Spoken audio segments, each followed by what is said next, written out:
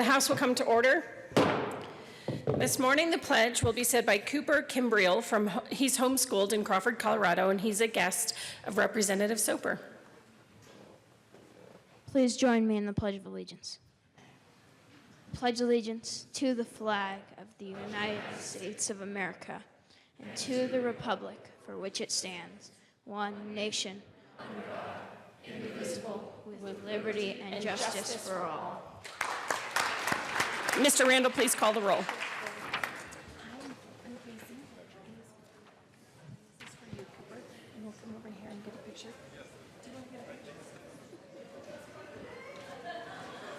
Representatives Arndt, Baisley. I'm not out of Representative Baisley.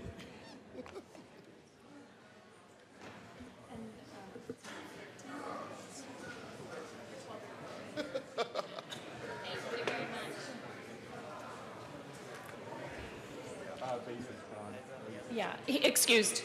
You can go ahead and excuse him. Excused. Benavides. Benavides. Excused. Byrd. Bockenfeld, excused. Buck. Buckner, excused. Winsale. Caravale. Carver. Carver. Excused. Catlin. Catlin. Excused. Champion.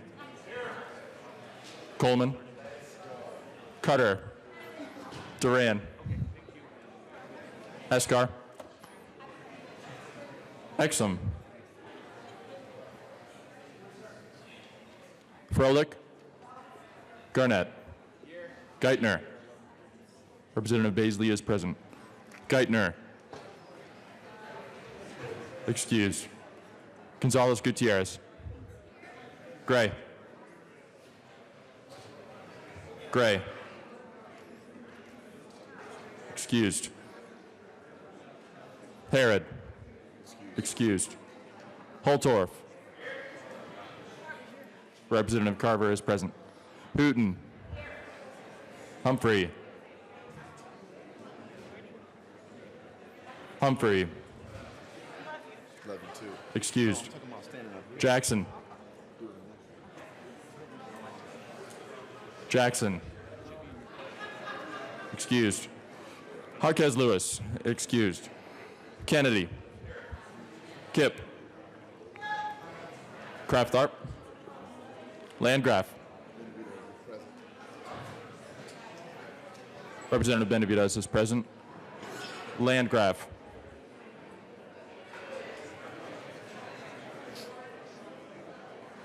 Excused. Larson. Liston. Montine. McCluskey. McKean. McLaughlin. Excused. Oh, she's present. She's pretty. Melton. Michael St-Jeanne. Mullica. Mullica. Excused. Neville. Pelton. Ransom. Rich. Roberts. Sane. Sandridge. Singer. Singer. Excused. Sirota. Snyder. Soper. Sullivan. Tipper. Excused. Titone. Good morning. Representative Geithner is present.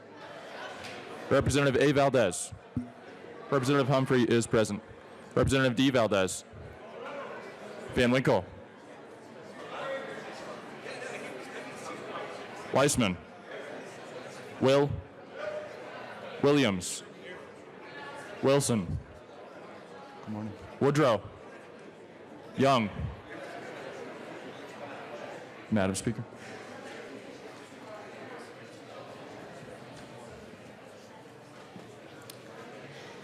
Oh my gosh, with 14 people excused.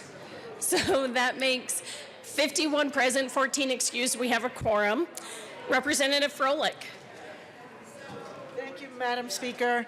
I move the Journal of Thursday, February 20, 2020. Wow, that's cool. Be approved as corrected by the Chief Clerk. You all have heard the motion. All those in favor say aye. All opposed say no. Representative Melton, I think when you're term limited, you're just going to wake up every morning and around 9:15 just scream, no! The motion passes. Announcements and introductions, Representative Esgar. Representative Esgar has a tribute, so if members could please be quiet.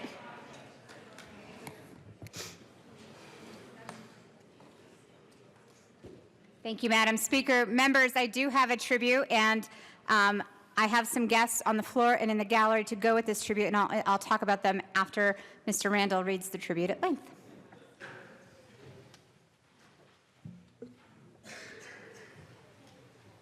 The House of Representatives convened in the 72nd General Assembly hereby extends sincere commendations to TRIO programs. TRIO federal outreach and student services programs have been assisting low-income individuals, first-generation college students, and individuals with disabilities in furthering their education for over 40 years. TRIO includes 8 programs that provide valuable educational services to Colorado residents looking to progress through the academic pipeline from middle school to post-baccalaureate programs. It also includes a training program for directors and staff of TRIO projects. The members of the Colorado House of Representatives extend sincere commendations to TRIO programs and are proud to recognize and thank TRIO program staff for their hard work. We wish those students involved in the programs the best of luck in their future honorable endeavors. Tribute on request of Representative Danae Esgar, given this 21st day of February 2020, State Capitol in Denver. Representative Esgar. Thank you, Madam Speaker. Members, thank you for your attention. I just wholeheartedly believe in the TRIO programs, and not just because I actually worked as a student advisor for Upward Bound, both at PCC and CSU Pueblo, but because I've seen it work. I've seen it work for the high school students who have such a yearning to get into higher education and move forward with their education and improving their lives. And the staff that goes with it, I know how much you all work. I don't think I know a single staff member in TRIO who works the 40 hours a week that you get paid for, but actually works a little more than that. I just can't tell you what an honor it is. We have people in the gallery, and both sides of the chamber are lined with Upward Bound and TRIO program and Talent Search program students and staff. So members, first of all, I want to say thank you to everyone for coming, but personally, I invited the Pueblo groups here on the floor with me, so literally Pueblo is in the house today with amazing students and staff. So if we can give them all a round of applause.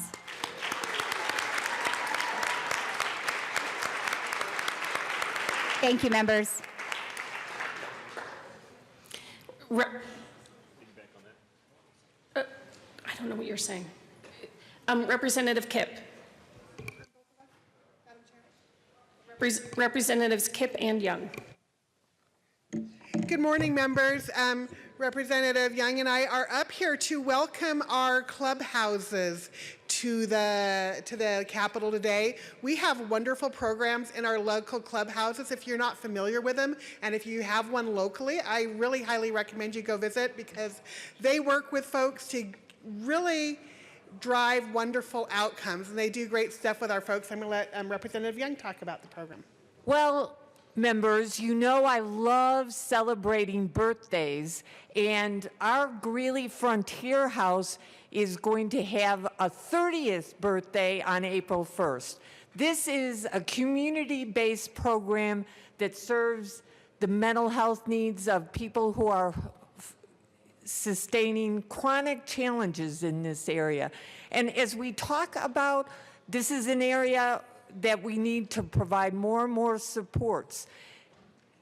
The holistic care in a clubhouse is 2 weeks is equal to, well, 1 year is equal to 2 years of psychiatric services. So you can see that this is a great model.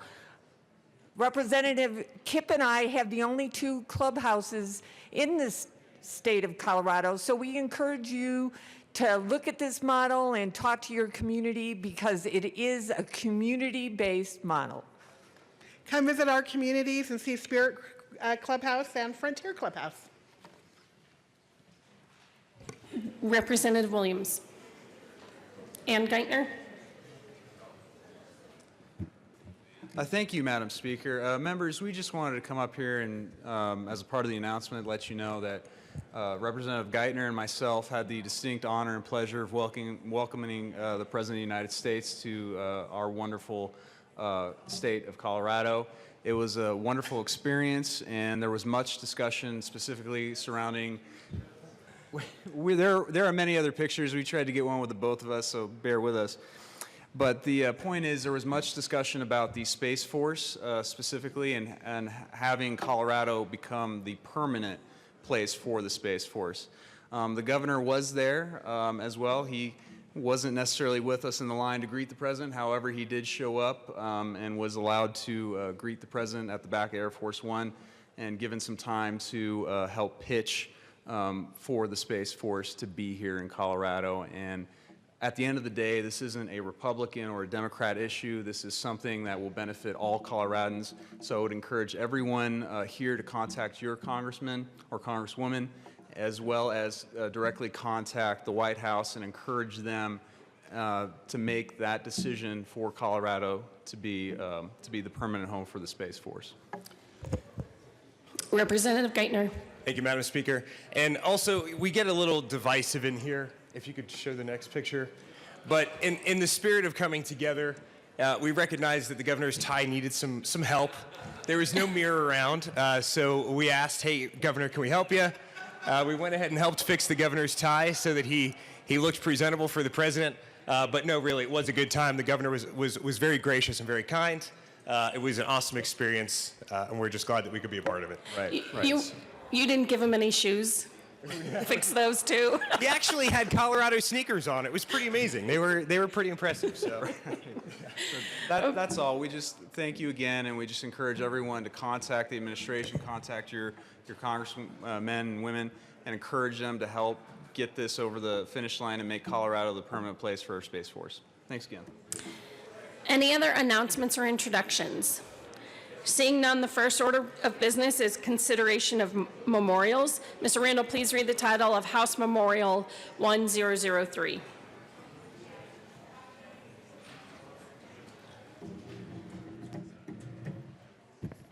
Oh, I'm sorry, it's 1004.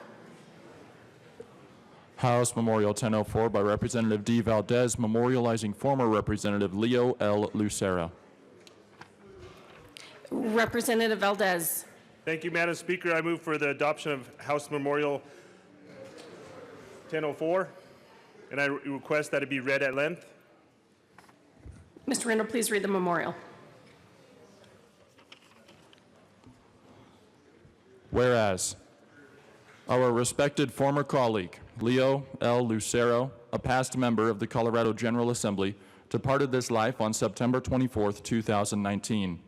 And whereas Representative Lucero was born September 18th, 1928 in Boone, Colorado, to John and Venita Lucero. And whereas Representative Lucero graduated from Centennial High School in Pueblo, Colorado. And whereas Representative Lucero served our nation as a sergeant in the Marine Corps. And whereas Representative Lucero was a teacher and school administrator for Pueblo School District 60 for many years. And whereas in 1970, Representative Lucero ran for and was elected to the Colorado House of Representatives for House District 36. And whereas in 1972, Representative Lucero ran for re-election and became the representative for House District 42, which he served until 1984. And whereas during his 14 years serving as a member of the House of Representatives, Representative Lucero served on the Agriculture and Livestock, Labor and Employment Relations, Game, Fish, and Parks, and the Legislative Audit Committees, and as chair of the Education Committee. And whereas Representative Lucero was preceded in death by his son Larry and is survived by his wife Eleanor, his daughters Cindy and Judy, son Gerald, and many grandchildren, great-grandchildren, and great-great-grandchildren. And whereas Representative Lucero was a devoted public servant who will be remembered for his hard work, his dedication, and accomplishments. Now therefore be it resolved by the House of Representatives of the 72nd General Assembly of the State of Colorado that in the death of Leo L. Lucero, the people of the state of Colorado have lost a dedicated public servant and an outstanding citizen, and that we, the members of the Colorado House of Representatives, do hereby extend our heartfelt sympathy to the members of his family and pay tribute to a man who served his state well and faithfully.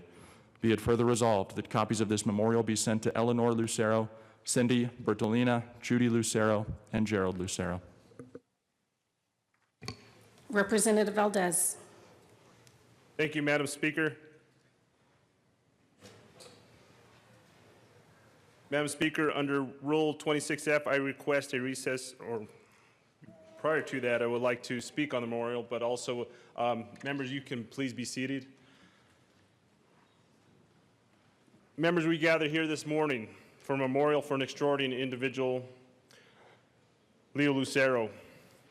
He passed away last year, but he represented Southern Colorado in an extraordinary way. He was born in Boone, Colorado, and lived on the Mesa in Pueblo, but his tenacity to continue to advocate for individuals on all levels, especially in education, but most importantly, improving the lives of each and every individual that he came across.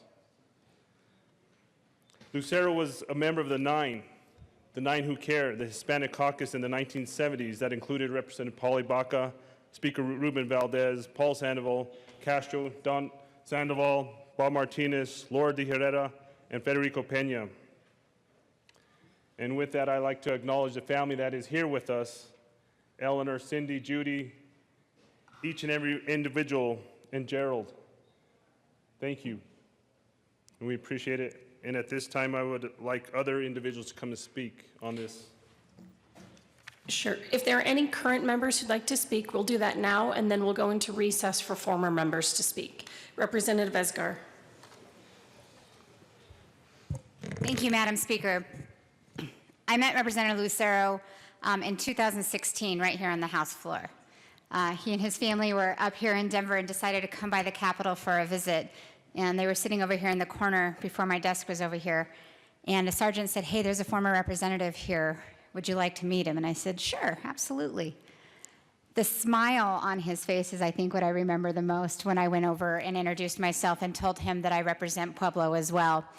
And his face lit up and he smiled and he just started talking about his time here at the Capitol with his family. It was a very touching moment. We even took a picture that day. I still have it. It was college day, and I was wearing my CSU Pueblo shirt. And I thought it was really interesting to find out when I was trying to find out more about this former representative that he headed the House Education Panel from 1975 to 76 that successfully pushed the renaming of the University of Southern Colorado, which is now Colorado State University Pueblo, but previously had been known as Southern Colorado State College. We have a long history of this college in Pueblo, whose name has changed probably 4 times, and to know that he was successful in changing it from Southern Colorado State College to the University of Southern Colorado, which is what my degree actually says, I thought was touching, especially knowing the first time I met him, I was wearing my CSU Pueblo shirt. So it breaks my heart that you all have to be here today. But at the same time, I hope you know how welcome you are here on the House floor and what a legacy your family member, your father, your husband has left in this state and for the people of Pueblo. We really aspire to follow in his footsteps every single day. Representative Buentello. Thank you, Madam Speaker. Thank you to Representative Valdez for putting together this tribute. I'm proud to be a co-sponsor with Representative Esgar. I myself never got the chance to meet your husband, grandfather, uncle, Representative Lucero, but I know of him. And I know what a tremendous legacy he has left behind for really all of Pueblo County, not just the Mesa. I know the impact he had on education, and though I never got the chance to meet him, I feel that I serve in his shadow as the representative for the Mesa with Representative Valdez. And I just want to tell you what an inspiration his legacy is to me as a representative and as a Latina today. And, you know, I hope that I someday can live up. I certainly aspire to that kind of legacy. And, you know, in my service here in the House, I cannot believe what an impact my service has on my family. And I want to thank each and every one of you for sharing this wonderful man with us here in the service of Colorado.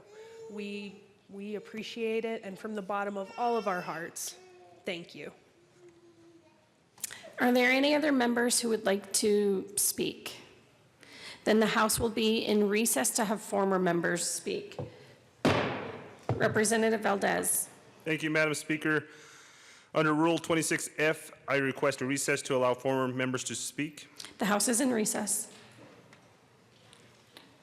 Is Mr. Representative Hernandez? Yes.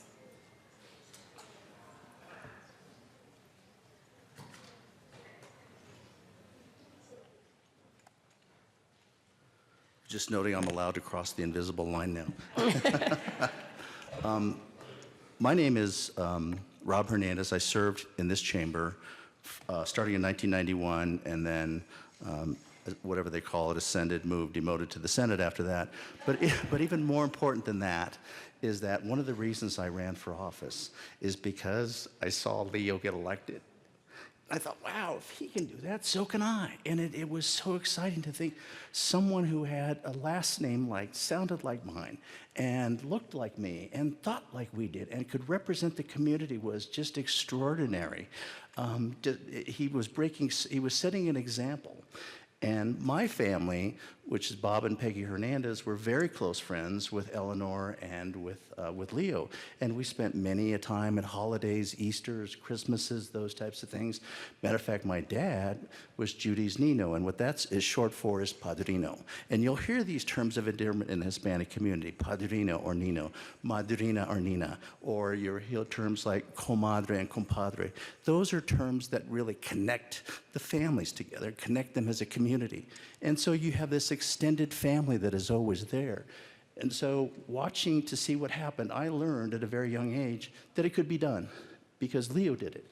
And so he set the path, and his lovely wife, Eleanor, was very good friends with my mother. And yet what they were doing is saying, well, when you're going to run for office, you need to have these social graces to go with it.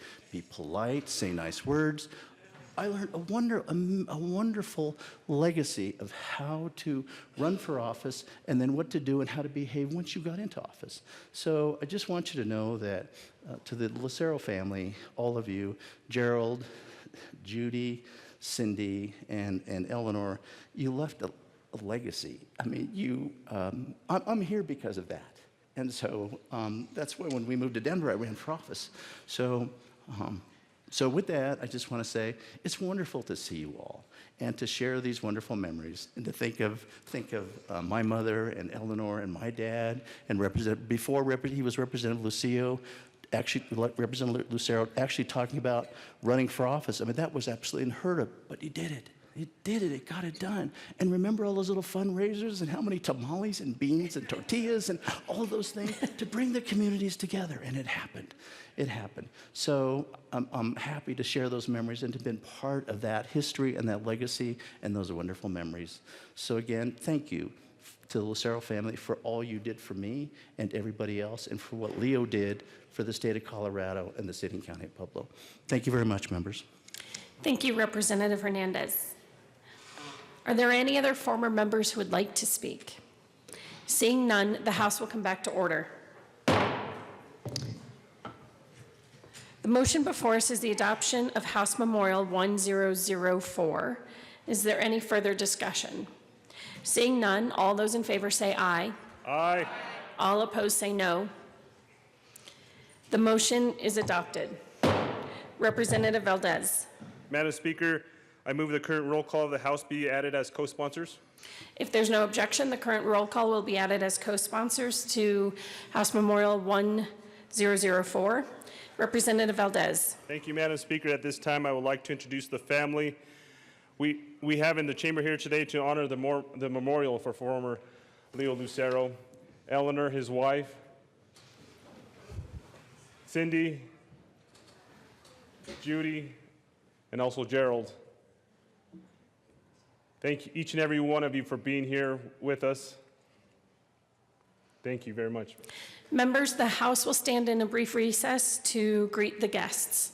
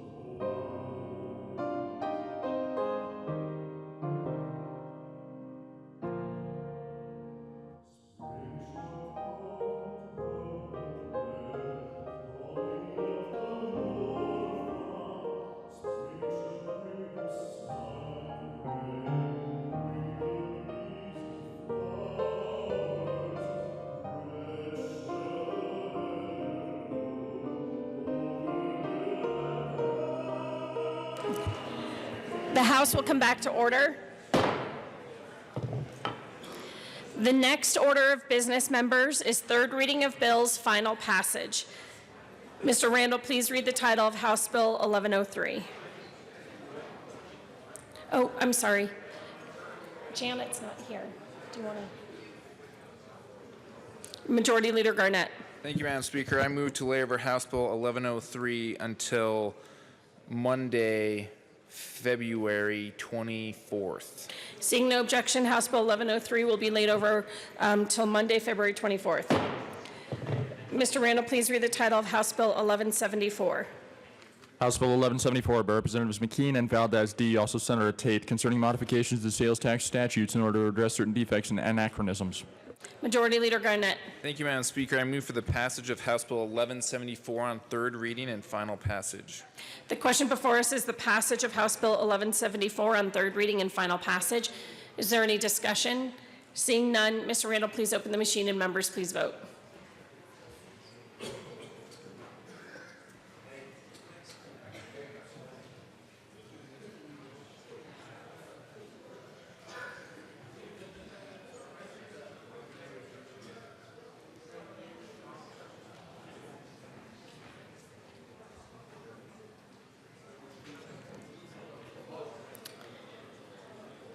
Catlin Coleman Valdez.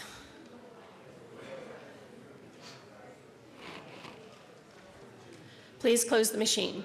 With 60 aye votes, no votes, and 5 excused, House Bill 1174 is passed. Co-sponsors.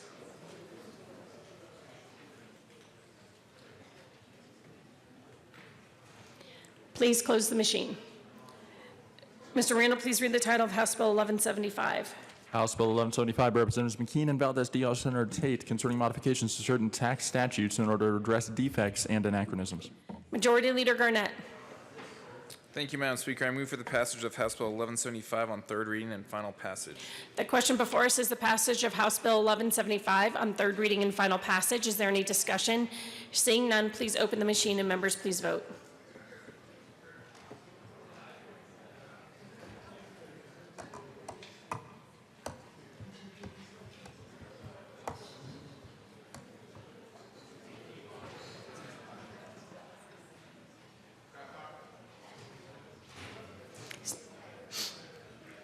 Please close the machine.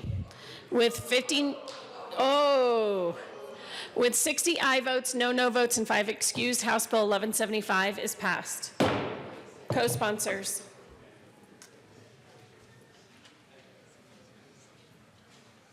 Please close the machine. Mr. Randall, please read the title of House Bill 1176. House Bill 1176 by Representative Valdez D., also Senator Tate, concerning modifications to the income tax statutes in order to address certain defects and anachronisms. Majority Leader Garnett. Thank you, Madam Speaker. I move for the passage of House Bill 1176 on third reading and final passage.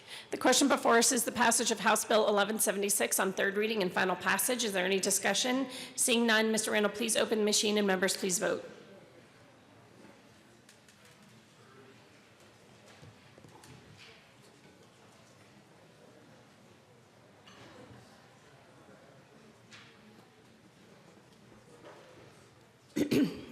McLaughlin.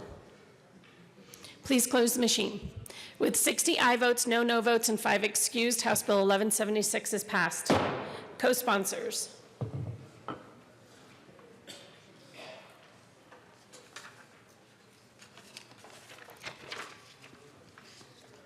Please close the machine. Mr. Randall, please read the title of House Bill 1135. House Bill 1135 by Representatives Buck and McLaughlin, also Senator Todd, concerning removing the requirement for the Department of Education to administer a state assessment in social studies to high school students. Majority Leader Garnett. Thank you, Madam Speaker. I move for the passage of House Bill 1135 on third reading and final passage. The question before us is the passage of House Bill 1135 on third reading and final passage. Is there any discussion? Seeing none, Mr. Randall, please open the machine and members, please vote.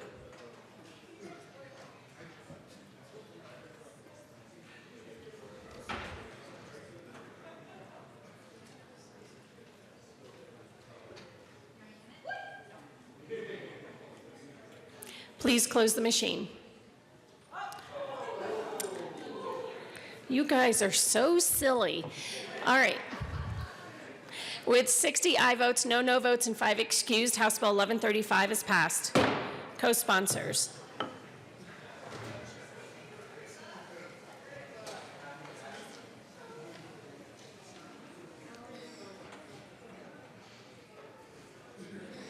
Co-sponsors.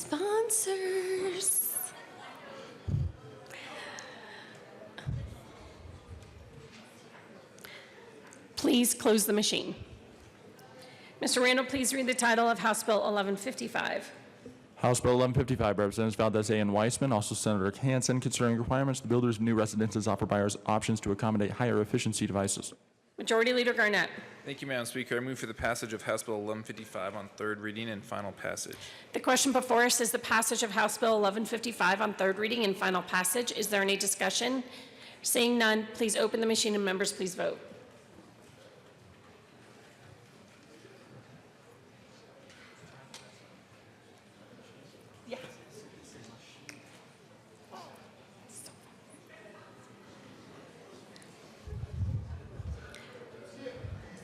Kip and Buck. Please close the machine. With 37 aye votes, 23 no votes, and 5 excused, House Bill 1155 is passed. Co-sponsors.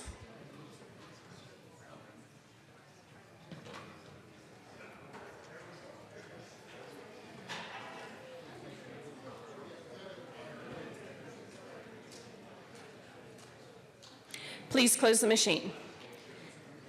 Mr. Randall, please read the title of House Bill 1167.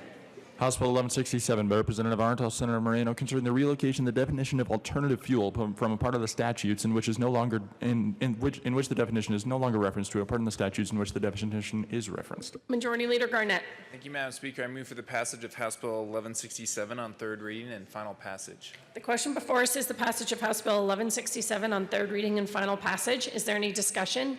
Seeing none, Mr. Randall, please open the machine and members please vote.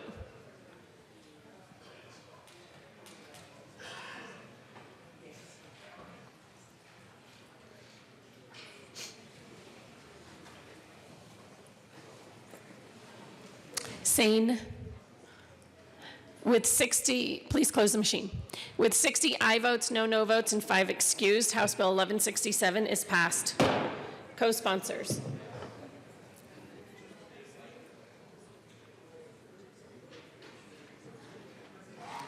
Please close the machine. Mr. Randall, please read the title of House Bill 1185. House Bill 1185 by Representatives Hooton and Sane, all Senator Fields, concerning the continuation of the Colorado Kids Outdoors Advisory Council and in connection therewith implementing the recommendations contained in the 2019 Census Report by the Department of Regulatory Agencies. Majority Leader Garnett. Thank you, Madam Speaker. I move for the passage of House Bill 1185 on third reading and final passage. The question before us is the passage of House Bill 1185 on third reading and final passage. Is there any discussion? Seeing none, Ms. Randall, please open the machine and members please vote.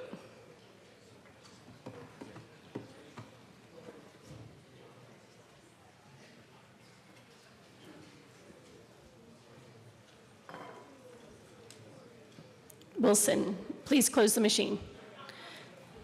We're going to catch you one of these days. With 60 aye votes, no votes, and 5 excused, House Bill 1185 is passed. Co-sponsors.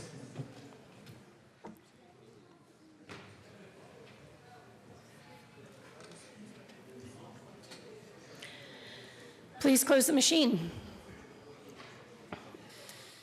Mr. Randall, please read the title of House Bill 1217. House Bill 1217 by Representatives Gray and McKeon, Senator Moreno, concerning the continuation of marijuana financial services cooperatives in connection with implementing the recommendations contained in the 2018 Census Report by the Department of Regulatory Agencies. Majority Leader Garnett. Thank you, Madam Speaker. I move for the passage of House Bill 1217 on third reading and final passage. The question before us is the passage of House Bill 1217 on third reading and final passage. Is there any discussion? Seeing none, Mr. Randall, please open the machine and members please vote.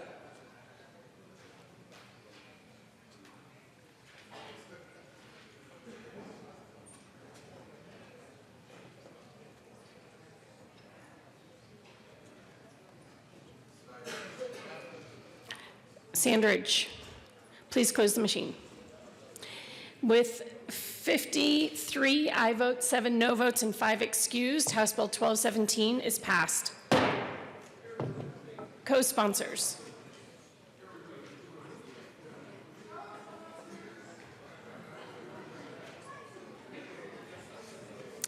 Please close the machine.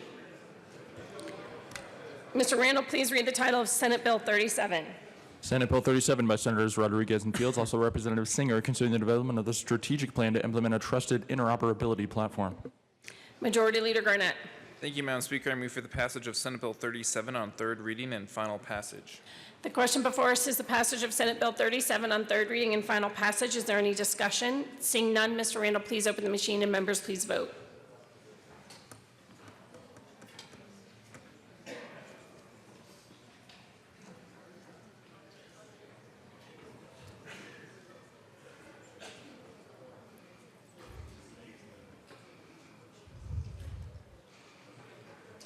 Buck. Please close the machine.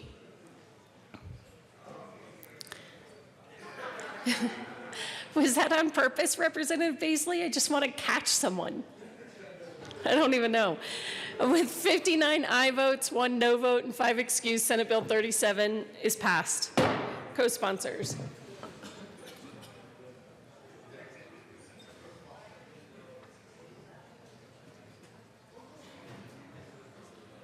Please close the machine.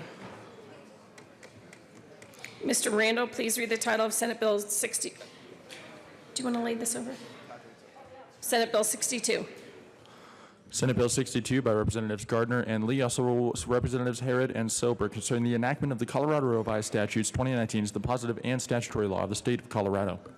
Majority Leader Garnett. Thank you, Madam Speaker. I move for the passage of Senate Bill 62 on third reading and final passage. The question before us is the passage of Senate Bill 62 on third reading and final passage. Is there any discussion? Seeing none, Mr. Randall, please open the machine and members please vote.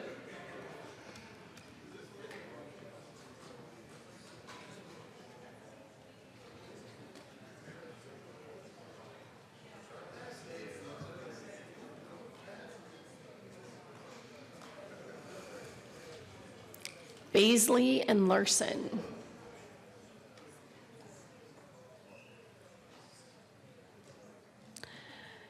Please close the machine. With 45 aye votes, 15 no votes, and 5 excused, Senate Bill 62 is passed. Co-sponsors.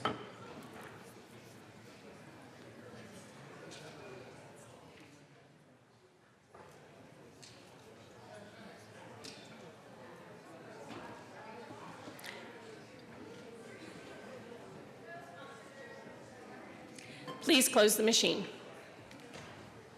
Mr. Randall, please read the title of House Bill 1157. House Bill 1157 by Representatives Roberts and Willis, Senator Donovan, concerning the Colorado Water Board Conservation Board's authority to use water and a water right owner voluntary loans to the board for in-stream flow purposes. Majority Leader Garnett. Thank you, Madam Speaker. I move for the passage of House Bill 1157 on third reading and final passage. The question before us is the passage of House Bill 1157 on third reading and final passage. Is there any discussion? Seeing none, Mr. Randall, please open the machine and members please vote.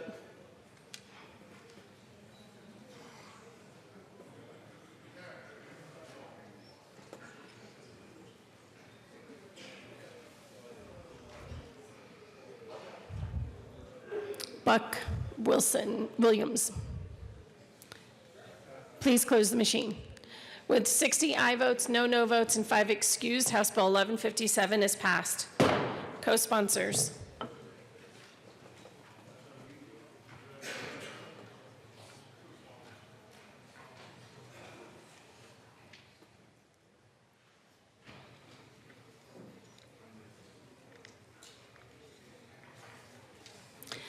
Please close the machine. Mr. Randall, please read the title of Senate Bill 69. Senate Bill 69 by Senator Garcia, also Representative Buentello, concerning the documentation required for a disabled veteran to receive a free transferable annual Parks Pass. Majority Leader Garnett. Thank you, Madam Speaker. I move for the passage of Senate Bill 69 on third reading and final passage. The question before us is the passage of Senate Bill 69 on third reading and final passage. Is there any discussion? Seeing none, please open the machine and members vote.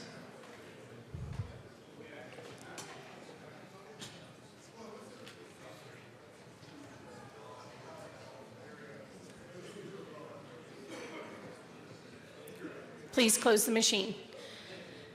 With 60 aye votes, no no votes, and 5 excused, Senate Bill 69 is passed. Co-sponsors.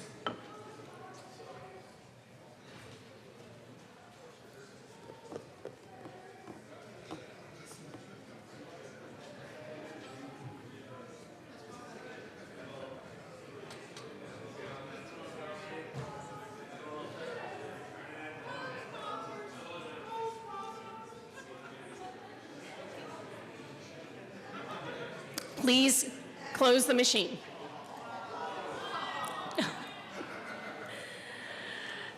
Let's see, where are we? Mr. Randall, please read the title of House Bill 1128.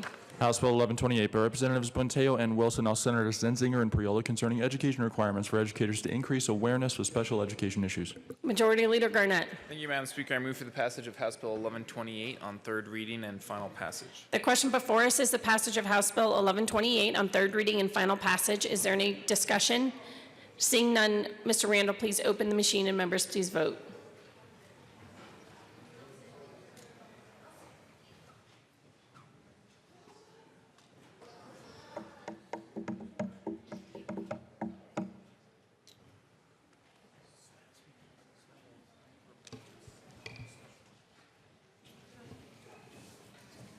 Please close the machine.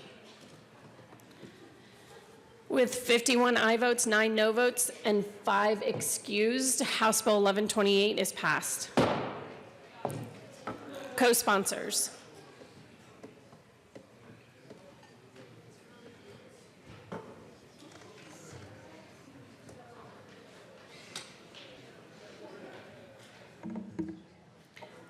Please close the machine.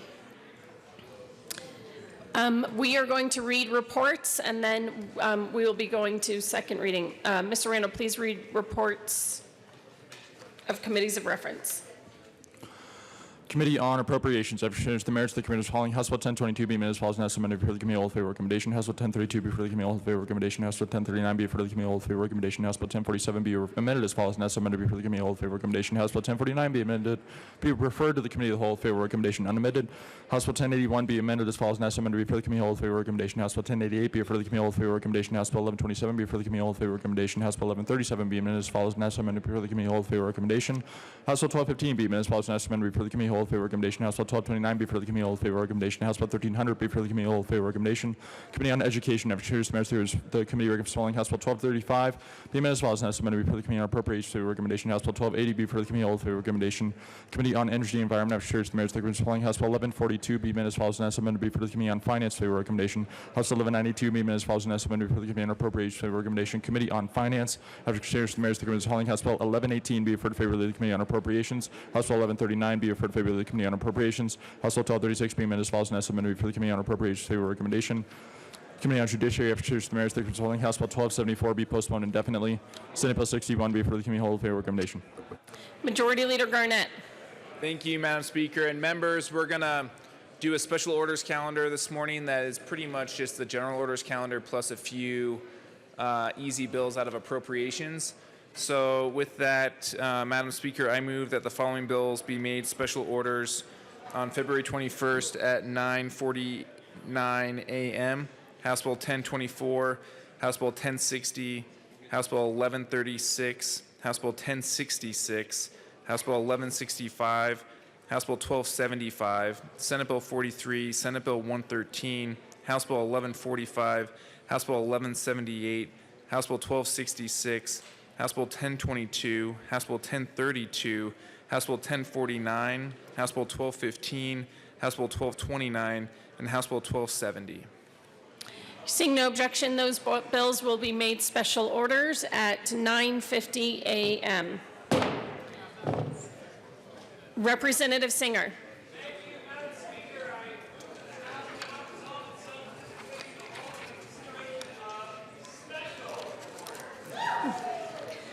You all have heard the motion. Seeing no objection, Representative Singer will take the chair.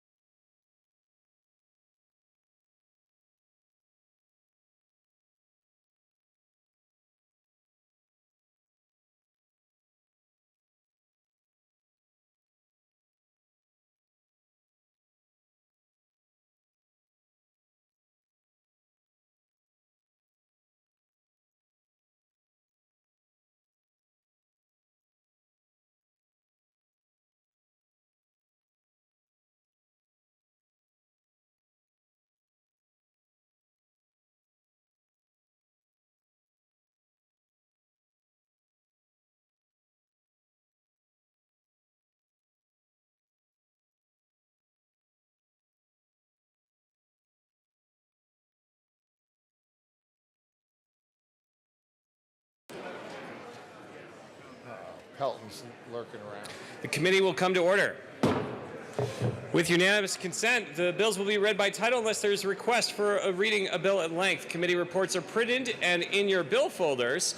Floor amendments will be shown on the screen and on your iPads. Bills will be laid over upon motion of the majority leader, and the coat rule is relaxed. All right, Mr. Randall, please read the title of House Bill 1024. House Bill 1024 by Representatives Benavides and Snyder, Senator Moreno, concerning modifications to the state's net operating loss deduction. Representative Snyder. Thank you, Mr. Chair. I'd move House Bill 1024, the Finance Committee report, and the Appropriations Committee report. All right. Let's go to the there is no Appropriations Committee, is there? All right, let's go to Finance then. It's just not on my calendar here. All right, well, happy to look at your appropriations. To the Appropriations Committee report, Representative Snyder. Representative Benavides. Thank you, Mr. Chair. Yeah, it went to appropriations, but there was no appropriation required because of the small amount on the fiscal note. Okay. So we urge an aye vote. All right. Any further discussion? Seeing none. All in favor of the Appropriations Committee report, say aye. Aye. Opposed, no. Report passes. All right, to the Finance Committee report, Representative Snyder. Thank you, Mr. Chair. So we did take an amendment in the Finance Committee. It came from the business lobby here around the Capitol, and it just clarified some of the provisions in the bill, and we would ask for your support and a yes vote. Any further discussion on the Finance Committee report? Seeing none. All those in favor of the Finance Committee report signify by saying aye. Aye. All opposed, no. Finance report passes. To the bill, Representative Benavides. Thank you, Mr. Chair. Members, this bill came out of the Interim Committee on Tax Expenditures. There was no opposition to the bill, so we'd urge a yes vote. Any further discussion on House Bill 1024? Seeing none, the question before the body is the passage of House Bill 1024. All those in favor say aye. Aye. Opposed, no. House Bill 1024 passes. Mr. Randall, please read the title of House Bill 1060. House Bill 1060 by Representatives Titone and Soper, also Senators Rodriguez and Marble, concerning the conversion of human remains to basic elements within a container using an accelerated process. All right, and I believe we do have some permission from the Majority Leader for said display. Representative Soper, to the Appropriations Committee. Is it okay? Report. Representative Soper. Thank you, Mr. Chair. So we have an amendment for the... Okay, we need to go to the Appropriations Committee report first. So I move the appropriations. All right, is there any further discussion on the Appropriations Committee report? Did I hear the correct motion for the Appropriations Committee report, Environment Committee report, and the bill? So I just need to hear the magic words. I move for the adoption of the Appropriations Committee report. We move for the adoption of the Appropriations Committee report. Thank you, Representative Titone. Seeing no further discussion, all those in favor of the Appropriations Committee report say aye. Aye. Opposed, no. The Appropriations Committee report passes. All right, to the Energy and Environment Committee, Representative Titone. Thank you, Mr. Chair. On the Energy and Environment Committee report, we had a couple amendments that were put on there and a couple that weren't. And we have an amendment for the Energy and Environment Committee report. All right. So I believe I heard a motion for the adoption of the Energy and Environment Committee report. Yes. Any further amendment L014? Oh. All right. L014 has been moved to amend the Energy and Environment Committee report. It is properly displayed. Representative Titone, would you like to explain what the amendment does? Sure. Well, in the Energy and Environment Committee report, we put a couple things in there that we are going to be replacing with additional amendments later on. So we're taking that stuff back out, and then we're going to put it back in with another amendment right after we're done here with this report. All right. Any further discussion? Seeing none, the question before the body is the adoption of L014. All those in favor say aye. Aye. Opposed, no. L014 passes. Representative Titone. To the bill? We've amended the report. Okay. Is there any further discussion on the committee report? For energy and environment? All right. Seeing no further questions or discussion on the committee report as amended, the question before the body is the adoption of the committee report as amended. All those in favor say aye. Aye. Opposed, no. Committee report as amended passes. All right. And now who would like to move the bill and then discuss it? Representative Titone. Representative Soper. Well, I move House Bill 1060, and then... To the bill. Yes, we have an amendment. Yeah. Representative Titone. Let's talk about the bill a little bit and then we'll amend it. All right. Members, I hope you're in good spirits today. Representative Soper and I come bearing you House Bill 1060, and we think you're going to dig it. We know we're going to take you to heaven and hell and everywhere in between on this bill. Every step of the way, this bill has seen a groundswell of support from the public to the Energy and Environment Committee and the Appropriations Committee. Now, it may seem like we're joking around with this bill, but it's important to realize that we mean no disrespect. Speaking about the deceased today, we think humor is a way of making this weighty and heavy subject seem easier to cope with. So if we can get your attention today, we're hoping to earn your support on this bill. So, Representative Soper, are you ready to plot a corpse for the bill? Did you say corpse? Did I say corpse? I mean course, yeah. Representative Soper. Thank you, Mr. Chair. Well, we've had very rigorous descriptions, and it stands up to any stiff competition. House Bill, yeah, I know. 1060 takes existing statutes and simplifies them to include the definition of final disposition, to include all forms of disposition, including burial, cremation, alkali dissolution, and a new type, natural organic reduction. No bloating terms here. Nothing is cryptic about this bill. We want to be sure that people have the choice and the freedom in their end of life decisions. There's no splitting hairs or heirs. Sorry, I couldn't help myself. People deserve to get their final wish when it comes to how they are in death. We want to ensure that Colorado's way of life and death offers options. And from what we've heard, people are dying to have this option. Oh, yeah, I know. And that's why from burial plots to think of themselves, this is the last thing that they should really have to think about. It's an innovative form of death care from glass coffins. I mean, who could think of what could come next? Representative Doan. Yeah, this is definitely an innovation in death care. Will glass coffins be a success in the future? That remains to be seen. But this is a down-to-earth method we can all get down with. Oh. All right. So we're here to dissect the issue and offer any answers to any questions you may have. And for display purposes, we have a kilogram of soil and these conceptual drawings as well that we will show you. Representative Soper. Thank you, Mr. Chair. So for members who weren't in committee, this is, it's good to just have a little bit of a visual. We asked permission. So this is actually part of a cow that had gone through natural organic reduction. And just the process, so members know, it's actually an age-old process since the beginning of time because it's very natural.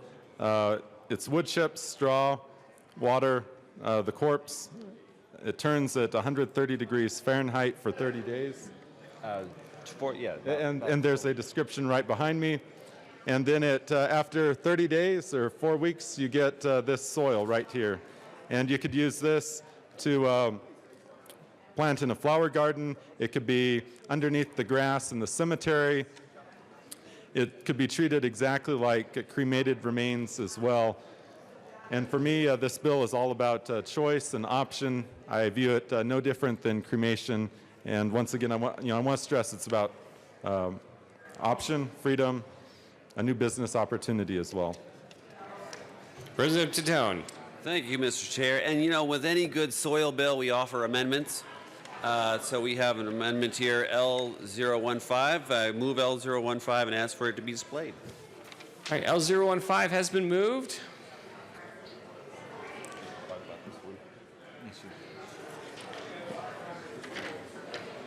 And is now properly displayed. Who would like to, Representative Soper, tell us about L015? Thank you, Mr. Chair. So with Amendment L015, this is actually the technical amendment from the amendment that we just offered to the committee report, and this came back from the Department of Health, I think, that they wanted it worded this way rather than the way we originally had it, which is why we're offering this amendment. All right, further discussion on Amendment L015. Seeing no further discussion, hopefully we'll save all future banter for the Colorado Channel on compost production. And all those in favor of L015 signify by saying aye. Aye. Opposed, no? L015 passes. Representative Soper. Mr. Chair, I move Amendment L016 and ask that it be properly displayed. And if the amendment sponsors want to hand their amendment packets to staff before they move them, they are more than welcome to do so. It speeds things up just a little bit. But with that being said, Amendment L016 is moved, properly displayed. Representative Soper. Oh, thank you, Mr. Chair. So this amendment was actually one that was offered by Representative Landgraf in committee. We had some questions in committee that we needed to get through. We very quickly had turned energy and environment into judiciary. We worked through the technical wording difficulties with this to be able to ensure that the compost remains cannot be used or commingled in the course of a person's business, vocation, or occupation. This also ensures that there's proper penalties in case someone were to try to sell the remains of their loved ones, and to add the appropriate safeguards to this bill. Having come from the part of the state where I'm very sensitive to these issues because Sunset Mesa happened nearby, I just want to make sure we have the appropriate penalties and safeguards to ensure that this is not going to be abused and that there are the penalties in place, and that's what this amendment does. Any further discussion on Amendment L016? Representative Titone. Yes, thank you, Mr. Chair. And, you know, we wanted to make sure, and this was an amendment that we had proposed in the committee, but it unfortunately died. We thought it was a dead giveaway, but we wanted to resurrect it here because we don't want people to make money off of these remains, whether it's cash or cryptocurrency. All right, please be sure to tip your sergeant at arms. All right, any further discussion on Amendment L016? For Representative Holtorf on Amendment L016. Thank you, Mr. Chairman. And continuing with the line of puns, this is a dirty bill. It's a dirty amendment. We have heard many times of the gross criminal negligence that happens across the nation with respect to the handling of human remains without this particular bill. If you think that there's not going to be transgressions, if you think there's not going to be mistakes, if you think that the soil, because of this amendment here, is not going to have the potential for commingling, you're sadly mistaken. Many of us have beliefs founded on religious and cultural mores that say that the remains of a human should be held to high standards and be respected, and that they should not be turned into mere compost and fertilizer, despite many people's beliefs that, obviously the proponents of this bill, that something else should be done. It is not that we are missing or lacking a fertilizer for growing crops.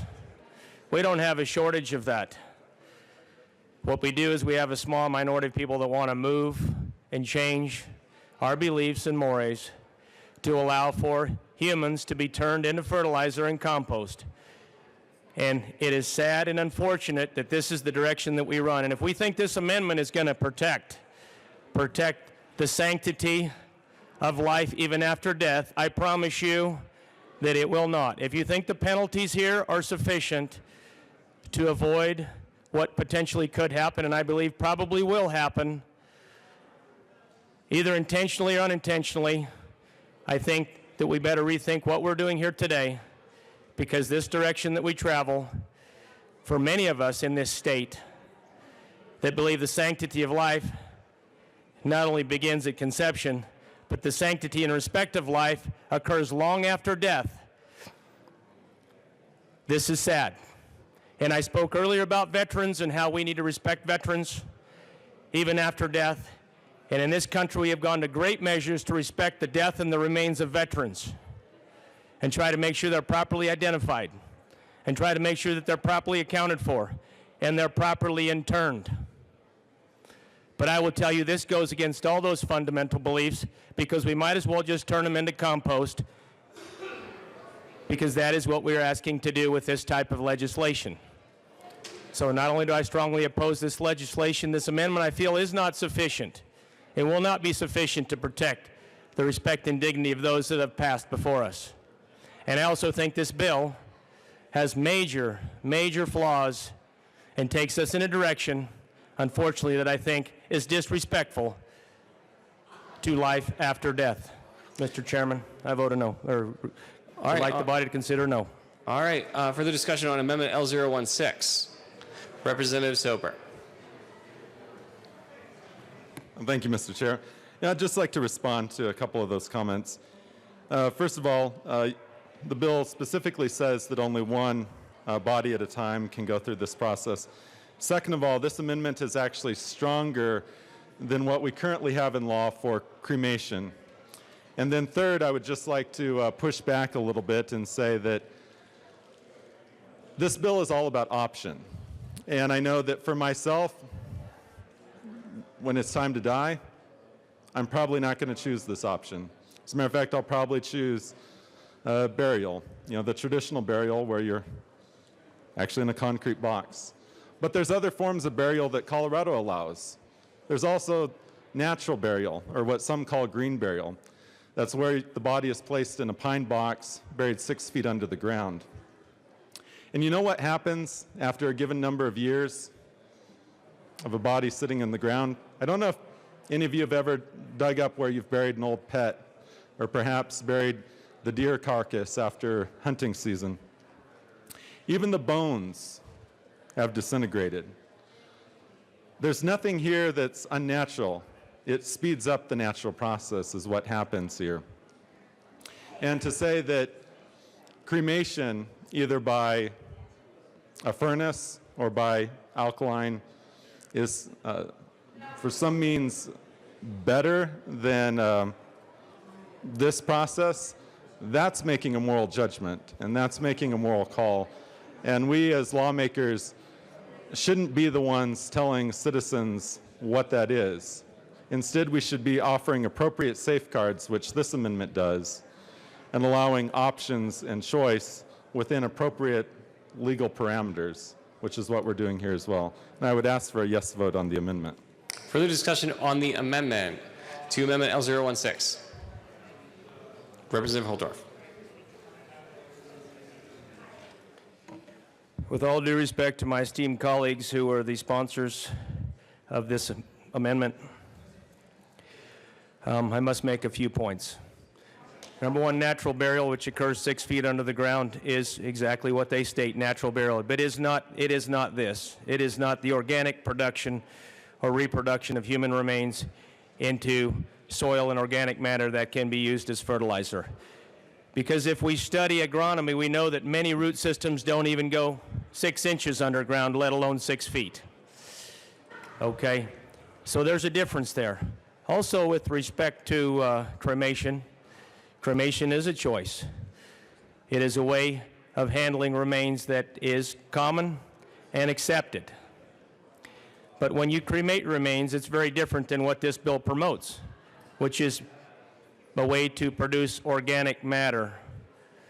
Now, what the said purpose of this organic matter is, I do not know. I suppose it is to fertilize and to grow organic plants. But with respect to cremation, and I have family members that have been cremated, those remains typically are put in an urn and they are held in custody of the family, and then they're disposed of in many different ways. But it is very different. It's a very different practice at what this bill promotes and what this amendment is trying to safeguard. This amendment is trying to safeguard from the improper handling, the improper utilization, and try to make sure that these particular soil products that are kind of illustrated in some regard here with some organic matter that, thank God, is not human remains, as I look at them, is very different. So many of us are opposed to this notion that this legislation is a good idea, and we're also I'm opposed to the safeguards that this amendment would offer, because I believe they cannot be and they can easily be violated. And how are you going to prove that? How are you going to prove this when you got a mound of dirt? When you have now morticians that have this other thing that they have to do, and I would argue, have we thoroughly vetted that? And now we have this compost material that is human remains. And we have to handle this as well as every other procedure that we have. So I continue to talk against this respectfully. Please consider a no vote on this amendment. Further discussion on the amendment, Representative Landgraf. Thank you, Mr. Chair. Representative Holthorf, this was heard in the Energy and Environment Committee, and these amendments I brought because I had some concerns, because a couple years ago we had a bill and a situation which was close to Representative Soper's district, where people were cremating bodies and not giving the proper body back to the owner, the family member. So I had some concerns, all of which have been addressed. I did bring the amendments initially. They've improved these amendments, and I can assure you that these bodies will be taken care of beyond what we have established for cremated bodies, to ensure that the person that's being composted is one body, that it gets back to the family member, that it is distributed or disposed of appropriately. It cannot be used to grow food. They've taken care of all of these issues. So I completely support this amendment. I also support the bill, but I'll talk about that later. So I ask for a yes vote on this amendment. Further discussion on the amendment, Representative Holtorf.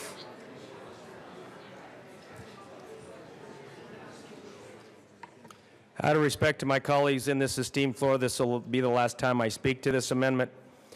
I don't know what prevents somebody from just going out in the back and scooping up some dirt and putting it in a container and then sending it off with a family. I'm not sure this amendment has sufficient safeguards or sufficient penalties to ensure that that doesn't happen. Out of the sanctity and respect of those who have passed before us, I just don't know how that you get that guarantee. With cremated remains, it's very different. You have ashes that have no other use and very little other disposition or use. But with organic material, that is a different story. So I'm not sure, and I don't know if this amendment completely guarantees, irrespective of the amendments, irrespective of the genesis of the bill, it is my belief that we are going in a different direction, despite what somebody might want in the organic soil community and what they might want with their remains. I think this is a very dangerous direction that we travel. And I will tell you that as we continue to diminish the value of life, as we continue to diminish and redefine what life is after death and how we handle life after death, I am troubled. I am troubled because year after year, we continue to redefine what that is.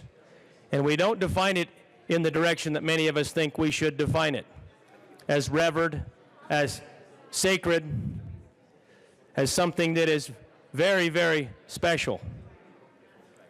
So with that, I continue to hold my position, and I thank you for your attention and time, Mr. Chairman. Further discussion on the amendment, Representative Sane.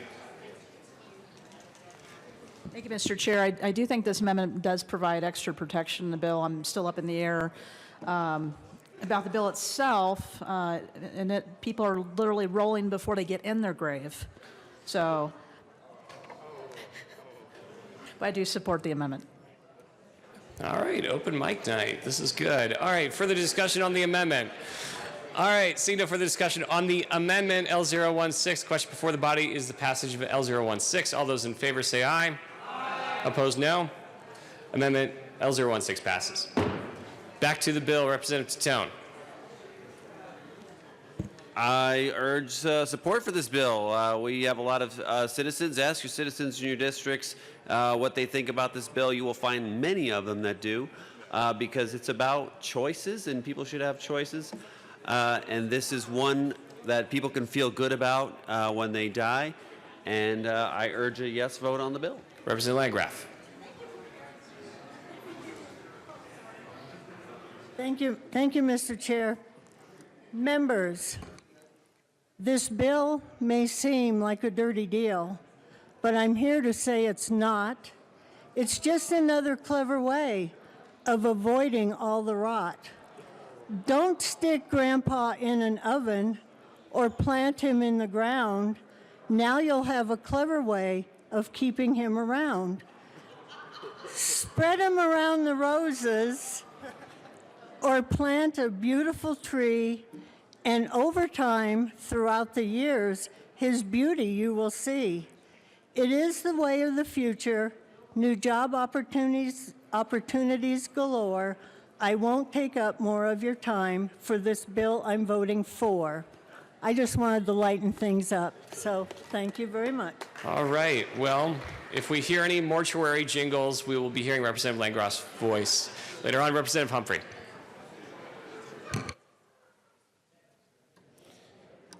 I guess we're maxed out. Thank you, Mr. Chair. I do rise in opposition to the bill, and I'll be a no vote on the bill. I think of our country and our commitment and our foundations in the Judeo-Christian tradition, and of our Creator, and the fact that we are created in His image. And I think that this is a step in the wrong direction, treating human beings in this way. To render them into compost, and as I had said in a previous amendment, and treat their remains like dirt. And I have moral objections to that. That's nothing new in this body. We'll be having a discussion on the death penalty soon, and that is largely based on the moral objections of both sides. So I am a no vote, and I realize I'm in the minority on this one, but that's my position. For the discussion on the bill, Mr. Minority Leader.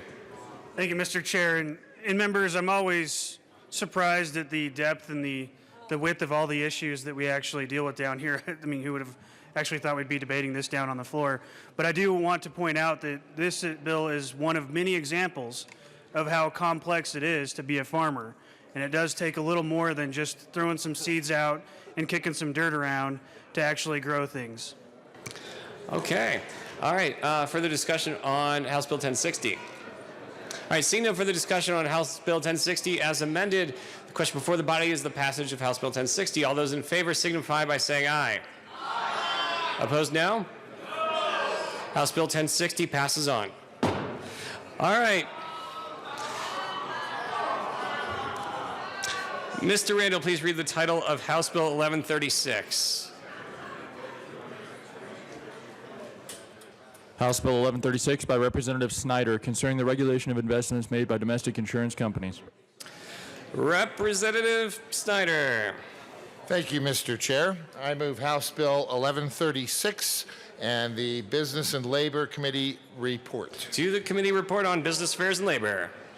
Thank you, Mr. Chair. I will move L004, an amendment to the committee report, and ask that it be properly displayed.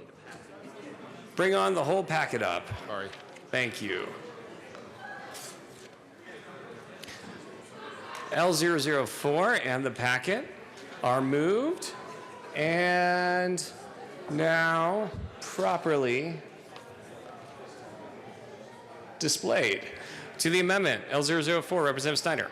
Thank you, Mr. Chair. So there's only 2 words added here under this amendment. It's adding commingled funds to the category that deals with how insurance companies can invest in mutual funds. So I ask for a yes vote. All right, all those in, seeing no further discussion, all those in favor of amendment L004 say aye. Aye. Opposed, no. L004 passes. To the committee report, Representative Snyder. Yeah, so we did take some amendments in the committee report, and I think made it a much better bill. And I would ask for an aye vote on the Business and Labor Committee report. Seeing no further discussion on the committee report, all those in favor of the committee report from Business Affairs and Labor signify by saying aye. Aye. Opposed, no. The committee report passes. To the bill, Representative Snyder. Thank you, Mr. Chair, and I move L003, an amendment, and ask that it be properly displayed.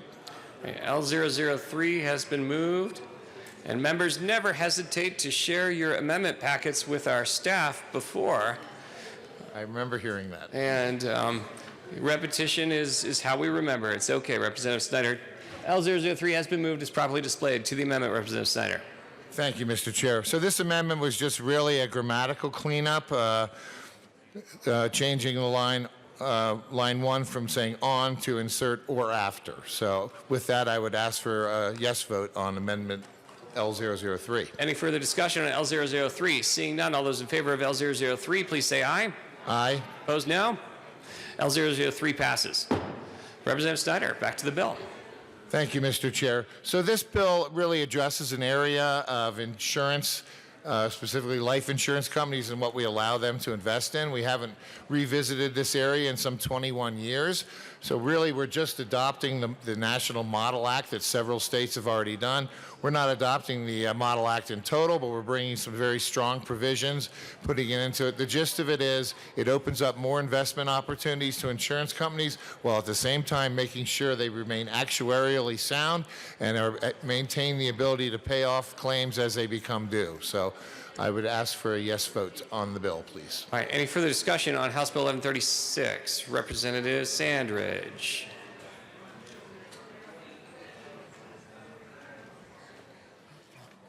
Thank you, Mr. Chair. I want to thank Representative Snyder for bringing this bill forward. I understand the bill. I think I'm guessing this bill is associated with the 2008 crash. I think that's probably what the link is associated with it. I just get a little bit uneasy when we go into any company and tell them how to invest their money.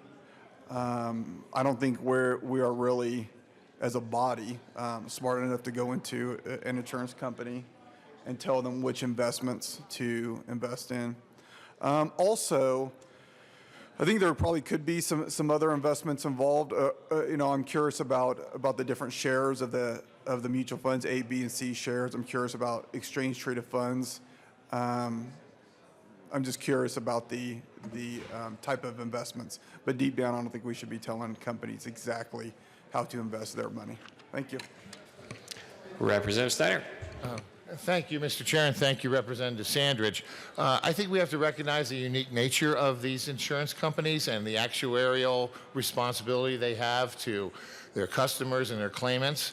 So in a sense, this is not directing how they can invest their assets. It really constrains, and it is a little more expansive than we have been currently, but it has really, really stiff requirements here and low percentages about private equity and mutual funds and other investment opportunities. So I think it is the proper level of recognizing the modern economy and the opportunities that are there and allowing insurance companies to invest in those.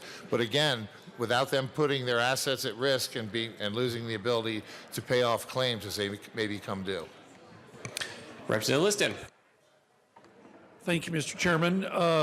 Representative Snyder, I'm curious, so would this legislation be applicable to an insurance company that is domiciled here in Colorado, or if they were headquartered in another state, are we mandating how they invest even though they're headquartered in another state?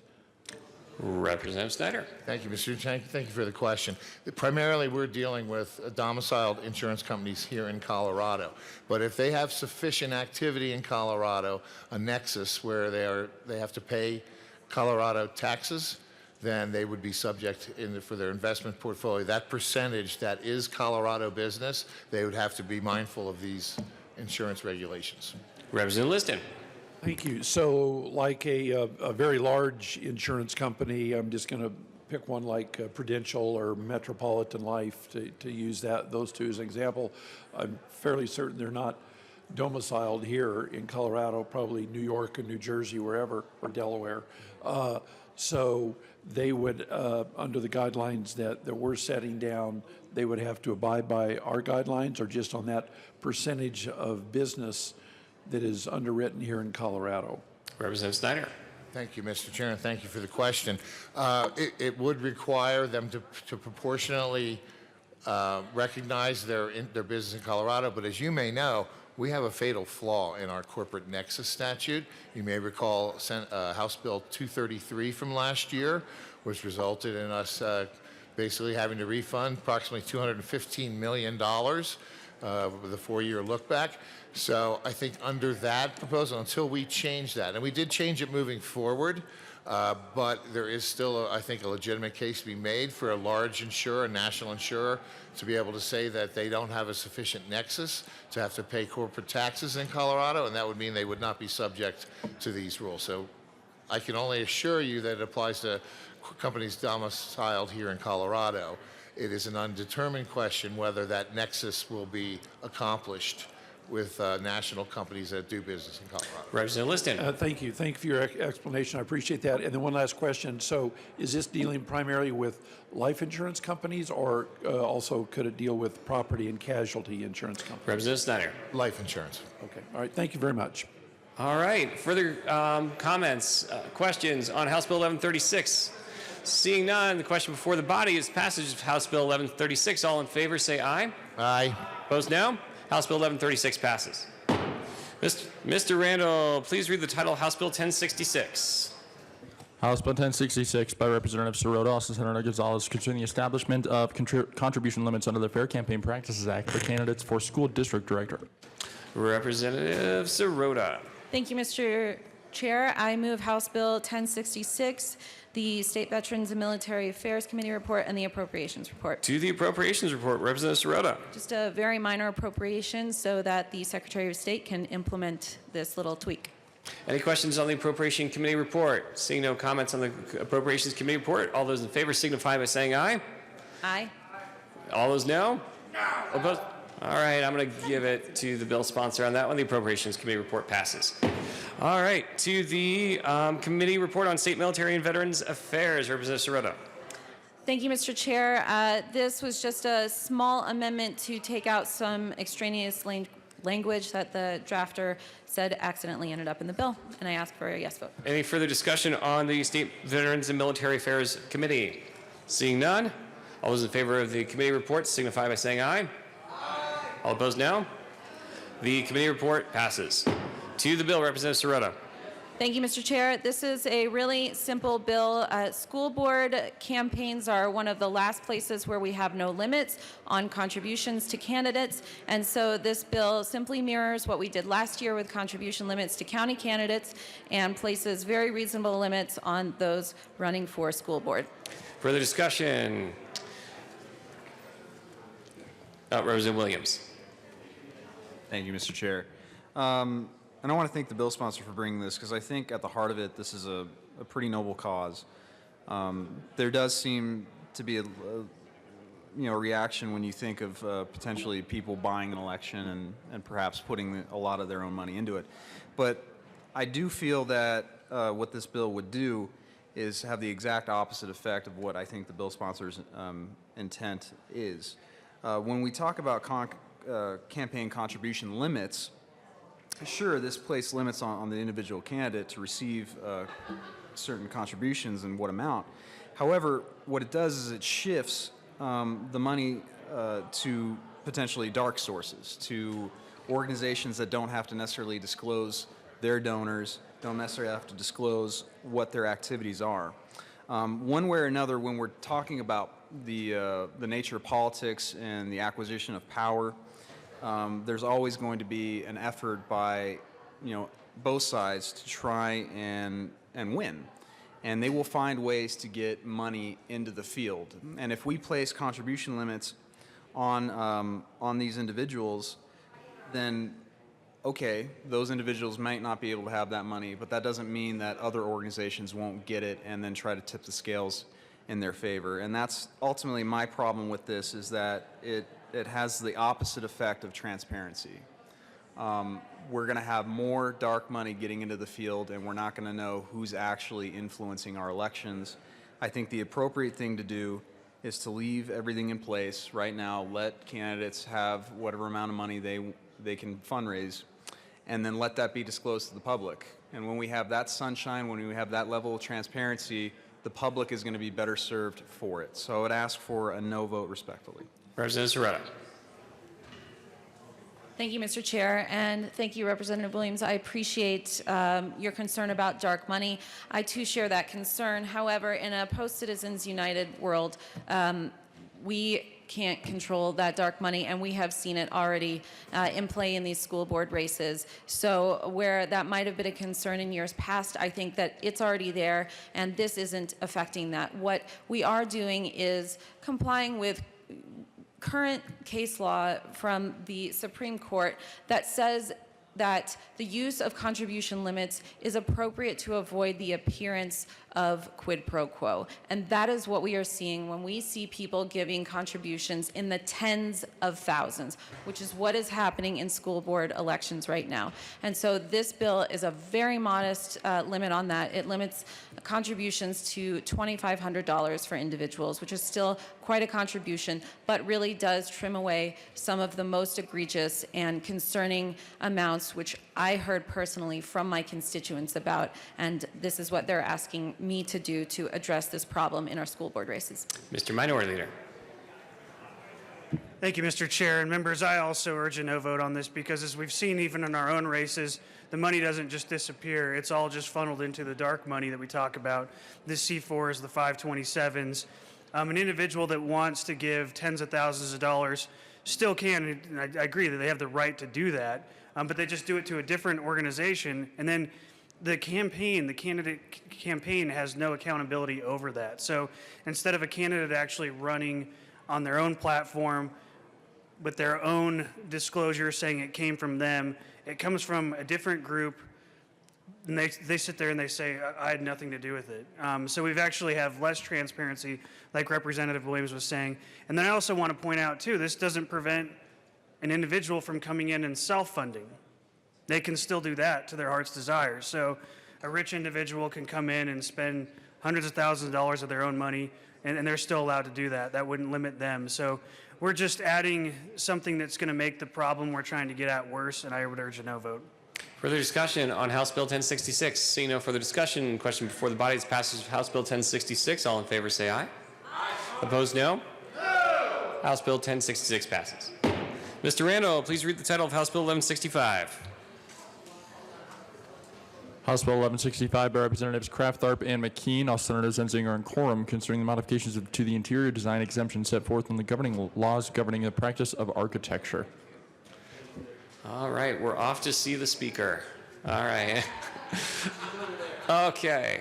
Well, look, pay no attention to the woman behind the door. All right, Representative Kraft Tharp. I move House Bill 1165 and Committee report on Business Affairs and Labor, the maybe? Business Affairs and Labor Committee report. To the committee report. Representative. I'll do the last part. Kraft Tharp. So I really want to commend the architects, the engineers, and the interior designers who came together and found that sweet spot, found that middle ground. And it was not easy. It was numerous meetings. It was hard work. But they dug in, and they were really able to come up with language that they all could support. So that's the amendment in the Business Affairs and Labor Committee report. It's the language that really brings all of the professions together. So I ask for your support. All right. Any further discussion on the committee report? Representative McKean. You know, I'll add my little bit of discussion here. I also want to compliment the architects. We had city code and county code officials and the engineers. But actually, since you're standing here, I'm going to compliment you. So here's the thing. We had people who were really, really concerned about each other's perspectives. And we had some remarkably good stakeholder meetings where you really got people to come to the center and say, let's do what's best, and I appreciate the heck out of that. Why, Thank you very much. Representative McKean. Motion to hug it out is always in order. All right. So any further discussion on the Business Affairs and Labor Committee report? Seeing no further discussion, all those in favor say aye. Aye. All opposed, no. Business Affairs and Labor Committee report passes. To the bill, Representative Kraft-Tharp. Thank you. So House Bill 1165 removes confusing and contradictory language concerning life safety that existed in the statute. And so this really helps to be able to clarify the work that the interior designers do in working with the building code folks and the architects. So we ask for your support. President McKean. Thank you very much, and we do ask for your support. This bill also sets out a very, very stringent education requirement, which is really important because when we're talking about this kind of stuff, we want to make sure that we have people who are trained the best, including sometimes county commissioners. Sometimes. All right. Seeing no further discussion on House Bill 1165, all those in favor say aye. All opposed, no. House Bill 1165 passes. Thanks. All right. Mr. Randall, please read the title of House Bill 1275. House Bill 1275 by Representative Buentello, also Senator Heisey, concerning providing in-state tuition status as a community college for military families, regardless of whether Colorado domicile status is satisfied. Representative Buentello. Thank you, Mr. Chair. I move the House Bill 1275 in the Education Committee report? Yes. Sounds great to me. Representative Buentello to the committee report on education.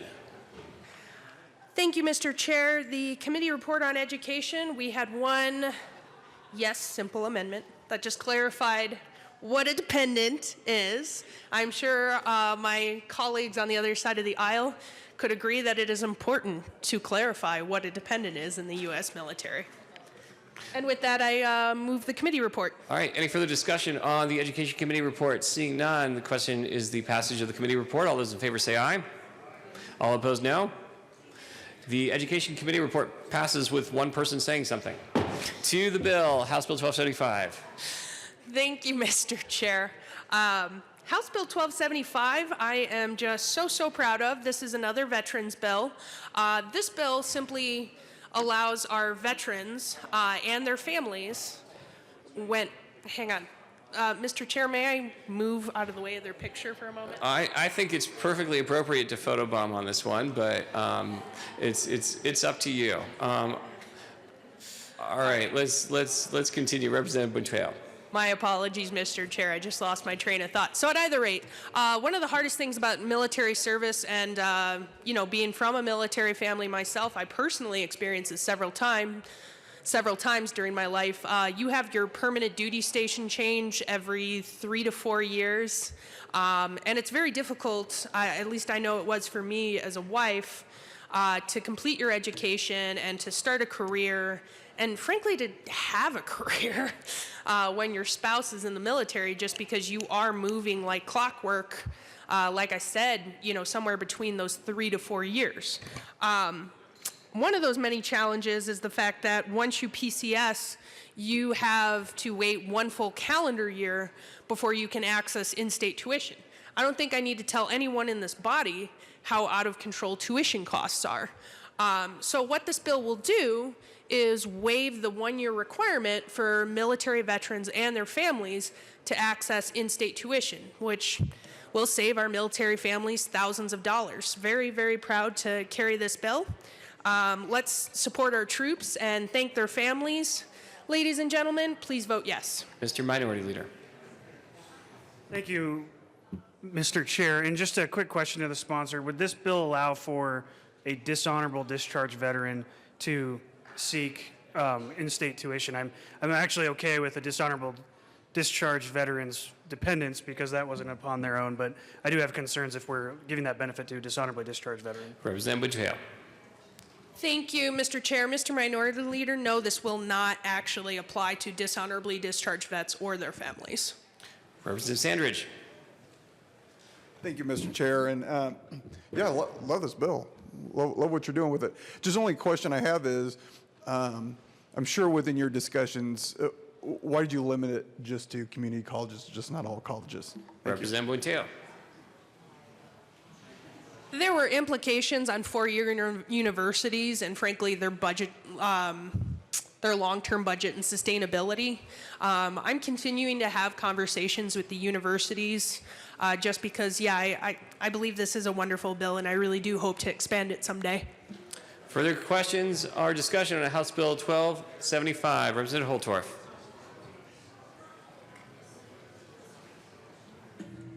Thank you, Mr. Chairman. Question to the bill sponsor. I want to make sure that the bill speaks to permanent change of station and doesn't allow for people that are on extended temporary duty or TDY status that try to what I would call game the system. There's a lot of gaming of the system that goes on in both with federal statutes and state statutes. So I want to make sure that this bill only addresses those individuals that are dependents of permanent change of station military service members and not those that are on extended TDY, temporary tour of active duty, TTAD, or TDY status. I think that's very important that we, particularly as the military has a very transient community with many, many different duty statuses, that this addresses those that really are residing and living in Colorado as permanent change of station members. Representative Butea.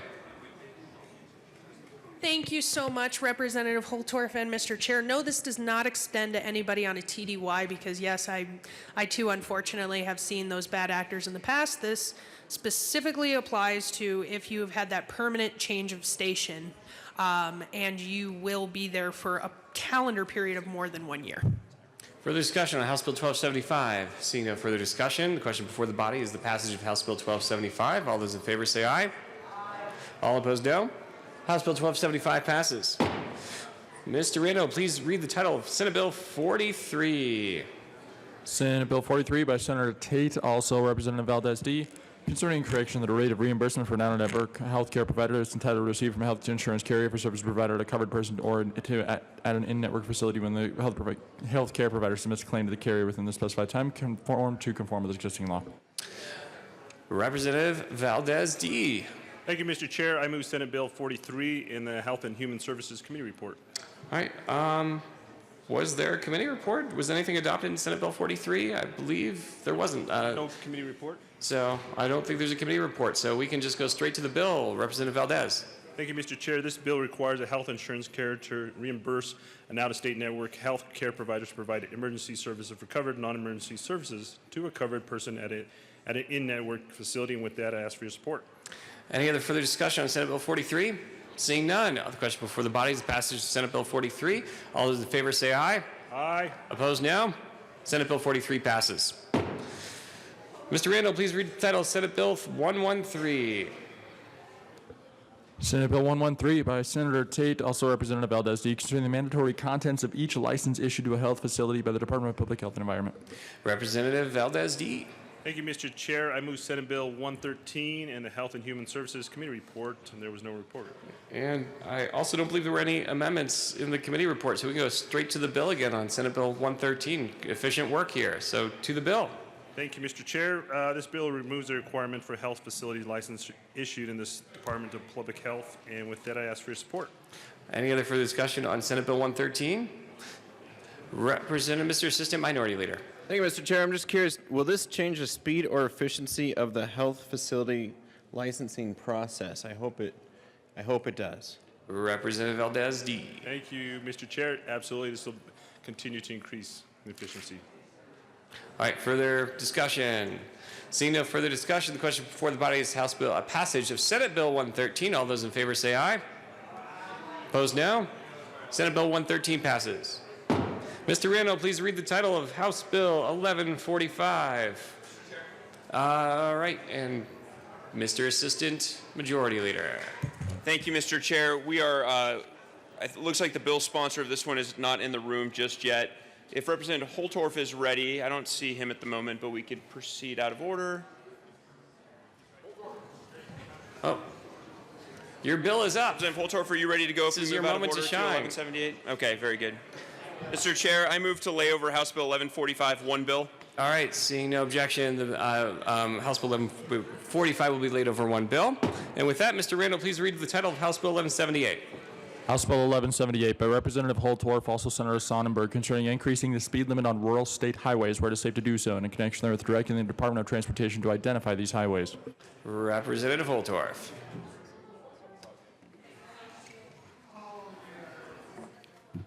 Thank you, Mr. Chairman. As the sponsor of this bill, I will speak to the bill before I request to move it. Is that proper? The script is I move House Bill 1178 and the Transportation and Local Government Committee report, and then we'll talk about the committee report. Thank you, Mr. Chairman. I move House Bill 20-1178 out of the Transportation Committee. And the committee report. And the committee report. All right, to the Transportation and Local Government Committee report, Representative Holtorf. Thank you, Mr. Chairman. This particular legislation allows for a study to be done by CDOT in... okay, thank you. So what we did in committee as we presented the bill was to have CDOT explain that they would be willing to do this study.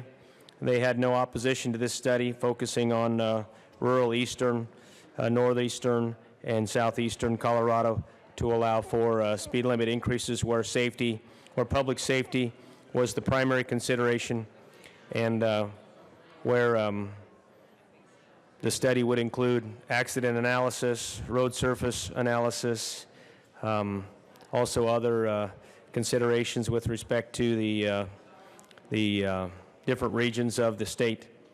And this particular committee, I believe, was passed unanimously out of the Transportation Committee, so I urge an aye vote on this bill. Any further discussion on the Transportation Committee report? Seeing no further discussion on the Transportation Committee report, the question before the body is the passage of the Transportation and Local Government Committee report. All those in favor signify by saying aye. All those opposed say no. All right, motion passes, and we are on to the bill. Representative Holtorf. Thank you, Mr. Chairman, and I apologize for speaking out of order with respect to the amendment and the bill. At this time, I will try to make a correction. The particular study will begin and can be reoccurring every 5 years. It allows for the consideration of 70 miles per hour as the highest speed allowed in rural Colorado, where connecting the rural cities and towns that are in my district and also in other districts in rural Colorado. The primary consideration is make sure that public safety is the predominant consideration. Highway surfaces, the straight roads, and adequate shoulder space is also further considerations. And CDOT is perfectly capable and willing to conduct this study and consider the change. Thank you, Mr. Chairman. I vote. Any further discussion on House Bill 1178? Representative Wilson. Thank you, Mr. Chair. Representative Holtorf, one of my concerns as you were presenting this, and it's still my concern, those of us that had experience with CDOT, when they do a traffic study, it doesn't have to go higher. So if they do the study and the 80% point of that traffic, which on rural roads, a lot of folks in rural areas drive slower unless they're headed to the bigger city. What if it comes out to recommend that they lower it to 60 or 55? Is there anything in this bill that says if you find out it's lower, you can't put it at that? I mean, because it's been my experience at CDOT, whatever they find is what it's going to be. Representative Holtorf. Mr. Chairman, and thank you, Representative Wilson for bringing that comment in. The bill specifically in the bill title addresses increasing the speeds. It does not talk to reducing speeds, so it's not a part of this bill. Representative Wilson. Thank you, Mr. Chair. Representative Holtorf, I'm not giving you trouble in this. I'm just saying, I think, unless it's changed, when CDOT does a study, if they say 80% is 60 miles an hour, they will put 60 miles an hour on that 65 road. I'm just concerned that in trying to do what you're trying to do, it may come back to bite you. I'm just not sure, but you need to be careful of that. That's my point. Representative Holtorf. Thank you, Mr. Chairman, and thank you, Representative Wilson, for the concern. This particular bill specifically addresses a study to only consider increases. It doesn't look at any other considerations. So the legislation is very targeted. I understand the criteria that the CDOT can use and may use to analyze speeds. I would also point out in the study that the operative word is increase. It is not to decrease. So that will be the target of the study with respect to this legislation. And also, when the study is done, then the legislature can look at the study, and then they can determine, we in this esteemed body can determine the direction we want to move with this particular legislation. So remember, it's merely a study. Don't get the cart ahead of the horse, as they say in the country. Don't try to run the wagon down the trail too far. We're just doing a study. So let's just see what the study results determine. Because then this esteemed body can define whatever direction they would like to choose with respect to the study results. Thank you. All right, further discussion, Representative Soper. Thank you, Mr. Chair. I certainly rise in support of the bill, or at least I should say the bill concept. Having driven lots of rural roads all over western Colorado, I can tell you that our speed limits are actually way too low. And in many places, whether it's 55 or 65, and you have no crossroads crossing that highway, it just takes forever to get from point A to point B. And then you look around, if there's no state patrol around you, the average speed of the highway is, I would say, going around 80 miles an hour without making any confessions personally. And that illustrates that, like what my good colleague from Salida was talking about, that when CDOT does do a study and they're looking for that 80% mark, if you're going to have state officials out there tracking this, maybe it moves up from, say, 65 to 70, but the bill says 70 is the ceiling. And I certainly would like to see in this bill that they could do the study to see raising it at least to 75, which is the highest speed in the state of Colorado. That's something that I would like to see, because certainly Highway 50 from Delta to Grand Junction, we only have one road that intersects that stretch of highway, and that easily could be 75 miles an hour rather than 65. The state did a good job in building that highway. It actually is now interstate quality with the repairs that CDOT has made, so I certainly would like to thank CDOT for that. But if the speed study is done there and CDOT were to choose the maximum in this bill, which is 70, and yet a safe travel would be 75, CDOT still wouldn't be able to do that because the limit is 70. So I certainly would like to ask the sponsors to maybe consider an amendment to raise it up to what our highest speed is. Representative Holtorf.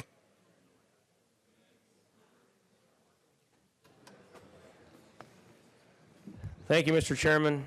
At the request of my esteemed colleague, Representative Soper, and with your permission and consideration in the rules, am I allowed to make an amendment at this point, or do I need to?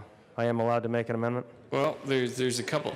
This is what I'm going to recommend. If we want to amend the bill, what we can do is we can lay the bill over for later in the calendar, and we can work on some amendments. Mr.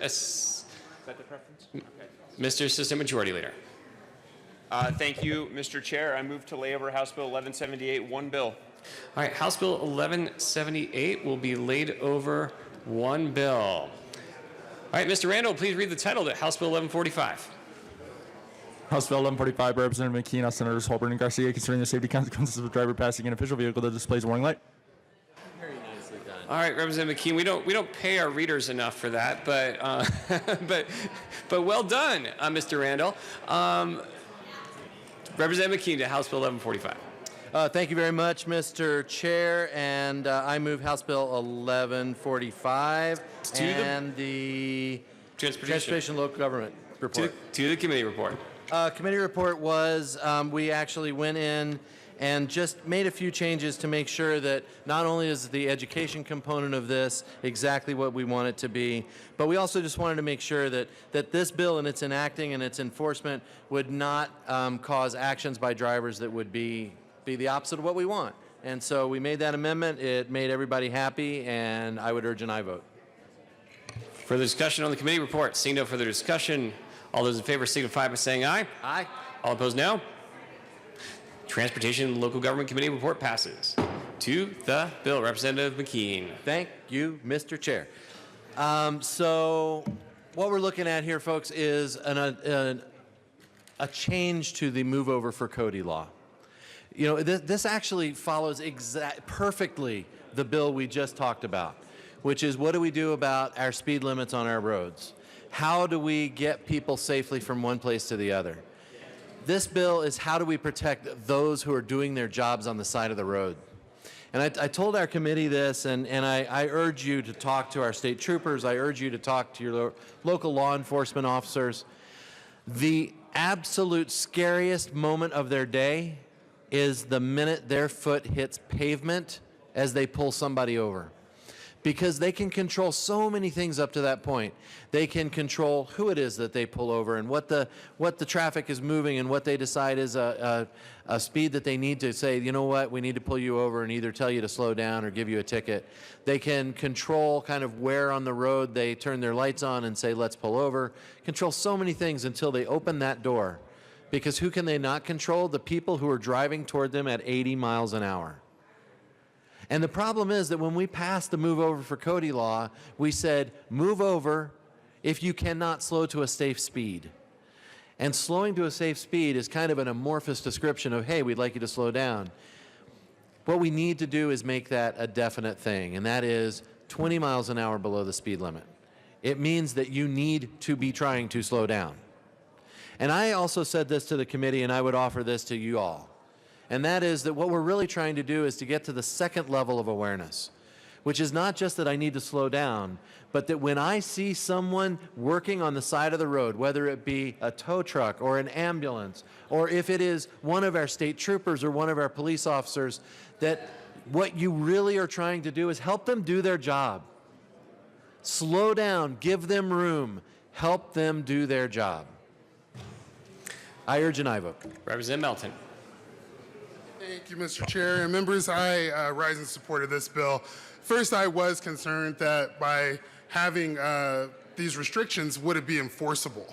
But really, without having this quantified, then we have a law that really doesn't do anything. It's too ambiguous for people to really be able to follow and try to protect the lives of our law enforcement who are really doing a dangerous job out there. So I really appreciate this bill moving forward.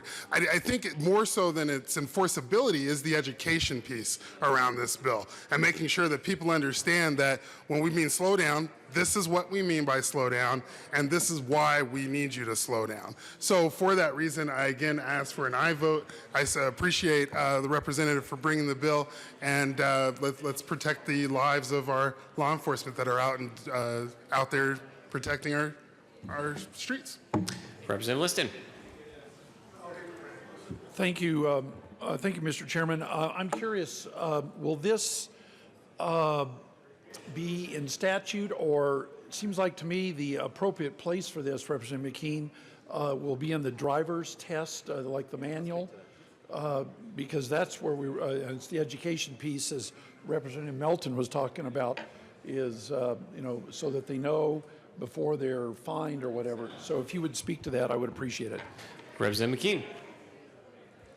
Thank you very much, Mr. Chair. Actually, Representative Liston, very good question. And in fact, Representative Sane had a very similar question to that, which is, how do we go about this education component? We have worked with all of our partners. It will not only be in the driver's test, it will also be on the lighted signboards. E470 has come on board to say that they will do it. We actually have physical signs on the side of the road that will also do this. The education component of this is probably the most important piece because, as you said, drivers need to know, because right now they can get pulled over, but and so the law, the actual enforcement of a law doesn't change. That doesn't change. But what it does do is say that there is a quantifiable limit to that, and that is the other education component, are our officers pulling over and saying, this is a new change, you've got to slow down, and a period of time where that happens. But let me just tell you guys, this is what shocks me, is that when we start talking about things like this, like the need for this bill, when we go back through some of the incidents we've had on roadside, since 2007, CSP has had 8 troopers struck outside their vehicles. 6 of those have been killed. And then if we look going through the years and we start to look at what the numbers actually are, and I won't go far back, I will tell you in 16, 6 vehicles struck, 17, 5, 18, 4, so a good trend going down. Then in 19, 14 vehicles were struck. And in 2020, we are only in the 2nd month of the year. We have already had 6 patrol vehicles struck on our roads. So absolute need to do this. The education component is the biggest piece. Thank you. Further discussion on House Bill 1145. Seeing no further discussion, the question before the body is passage of House Bill 1145. All those in favor signify by saying aye. Aye. All opposed, no. House Bill 1145 passes. And that brings us back to House Bill, Mr. Assistant. Give me 1 second.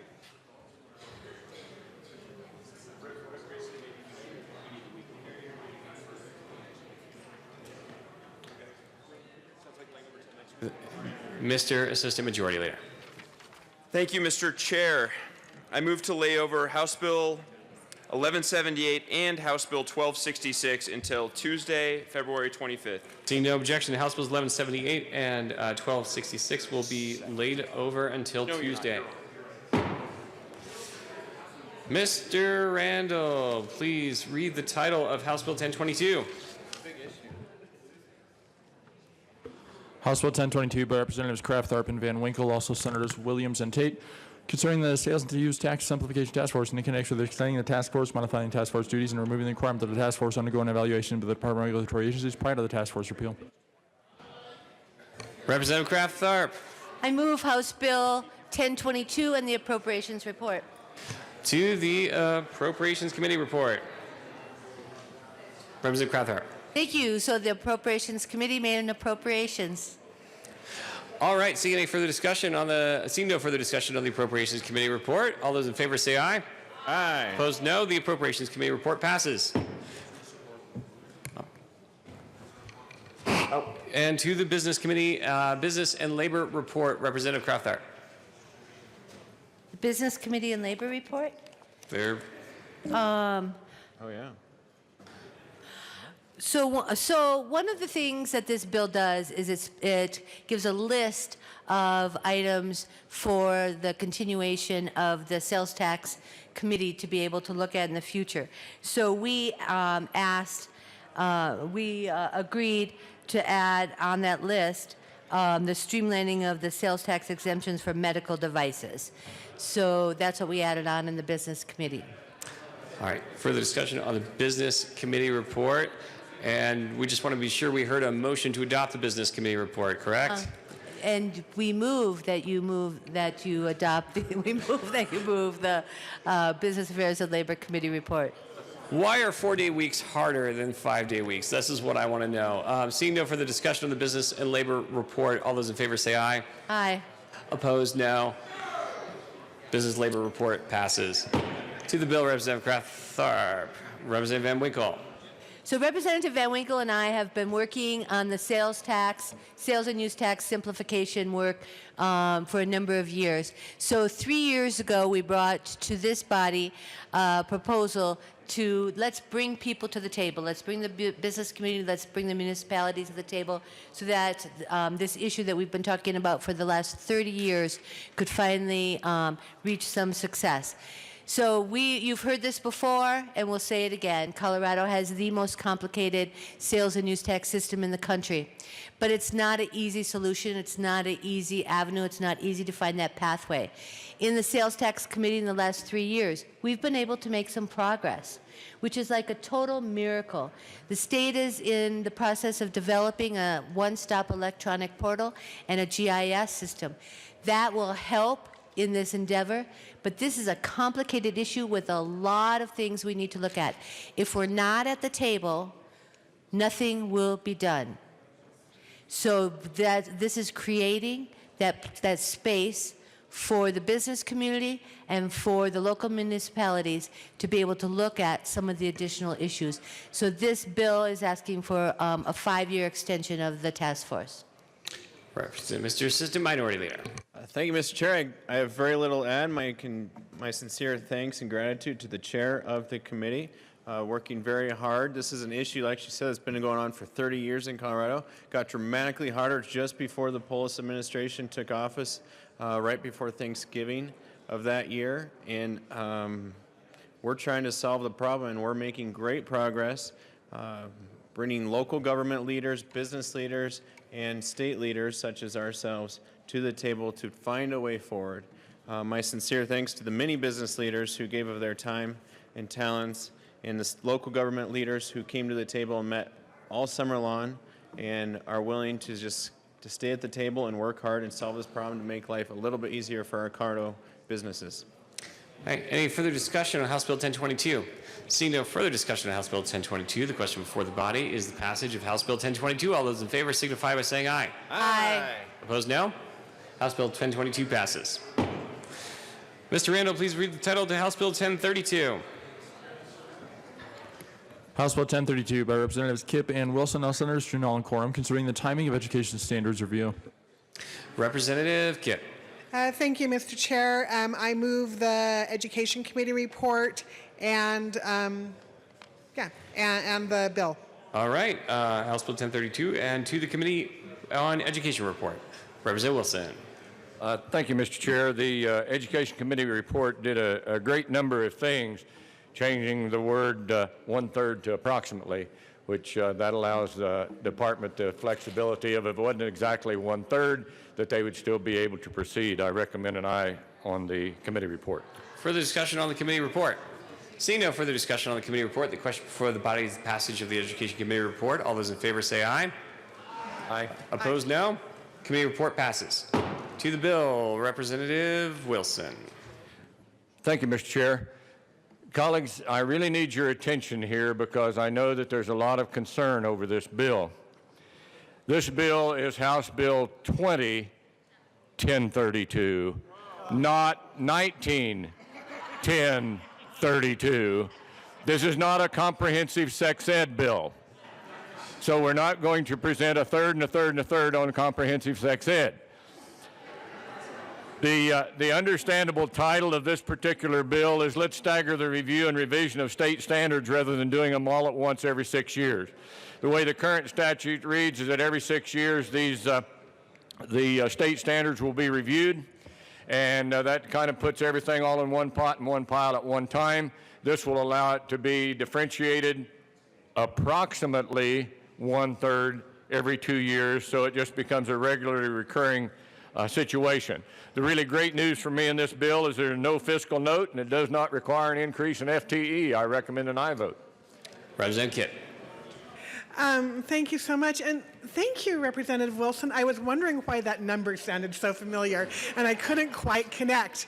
As most of you know, or many of you may know, before I joined the legislature, I served on a local school board for 7 years and was very involved with the Colorado Association of School Boards. And every year, the Colorado Association of School Boards has delegate assemblies at which all members, members from all of the school boards throughout the state come and gather to talk about what's important to them. program. And this was passed out of that delegate assembly about 3 times because what we're trying to do here is lower the workload, especially for our smaller districts. Our smaller districts having to do all of this work every 6 years, all at the same time, is a lot of work. So we're just saying, hey, spread the work out. And you know what's really cool? We also spread the fiscal note out, so it's a bunch of small hits and not one big hit. So I urge an aye vote. Is there any further discussion on House Bill 1032 from the year 2020? Seeing no further discussion on this House Bill 1032, the question before the body is the passage of House Bill 1032. All those in favor signify by saying aye. Aye. All opposed, no. House Bill 1032 passes. Mr. Randall, please read the title of House Bill 1049 with Representatives Byrd and McKean. House Bill 1049 by Representatives Byrd and McKean, also Senators Quorum and Bridges, concerning the reauthorization of the voluntary contribution of state individual income tax returns for the Habitat for Humanity of Colorado Fund. Representative Byrd. Thank you, Mr. Chair. I move House Bill 1049. And the Finance Committee report, maybe? Yes, and the Finance Committee report. Sounds great. To the Finance Committee report, Representative McKean. Ha! See, we got you. So, Finance Committee report really was that we had an amendment in Finance Committee that literally just said that what we're going to do is have the normal process apply to this, which is that if in any given year they do not meet the requirements of raising a certain amount of money, they will fall off of the tax checkoff. Pretty simple, pretty good. I urge an aye vote. Any further discussion on the committee report? Seeing no further discussion on the committee report, the question before the body is the adoption of the Finance Committee report. All those in favor say aye. Aye. Aye. Opposed, no. Finance Committee report passes. Representative Byrd to the bill. Thank you, Mr. Chair. So members, this is a great bill supporting an incredible organization that does so much to bring affordable for-sale housing to hardworking Coloradans. This enables taxpayers, if they happen to have an income tax refund, to check off on their income tax form and direct any refund that they might wish to contribute to Habitat for Humanity. I strongly urge an aye vote to help this great organization and allow taxpayers to be part of the affordable housing solution. Representative McKean. Thank you, Mr. Chair. I'm not a fan of government being in the fundraising business. And so I actually have never supported a checkoff until it was this. And this is why. Habitat for Humanity is literally the best process to help the people who need help the most in finding housing. And 100%. I look at affordable housing as a problem we can never solve. This allows people to help solve it themselves. And so I'm absolutely proud to be on this bill, absolutely proud to support it. I would suggest that all of you, when you do your taxes in another month, that you check this off, bump in a little bit, and then you're responsible for it staying on there, and you can hold your heads high. Yes. There we go. That's what I was looking for. I urge an aye vote. Dave, is that enough time? I mean, Representative Williams. All right, the question before the body is passage of House Bill 1049. Representative Liston. Thank you, Mr. Chairman. Well, members, I rise in support of this bill too because it really gives the people who are benefiting, they're putting their own sweat equity into this.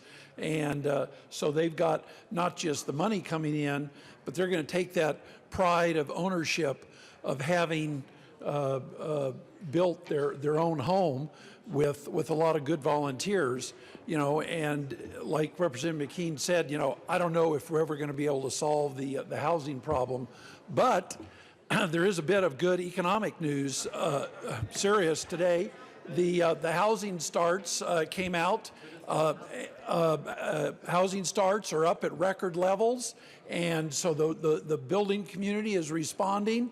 In El Paso County, I can just speak for El Paso County, they're at record levels. Nationwide, housing starts are up. So this is good for America, so I urge an aye vote.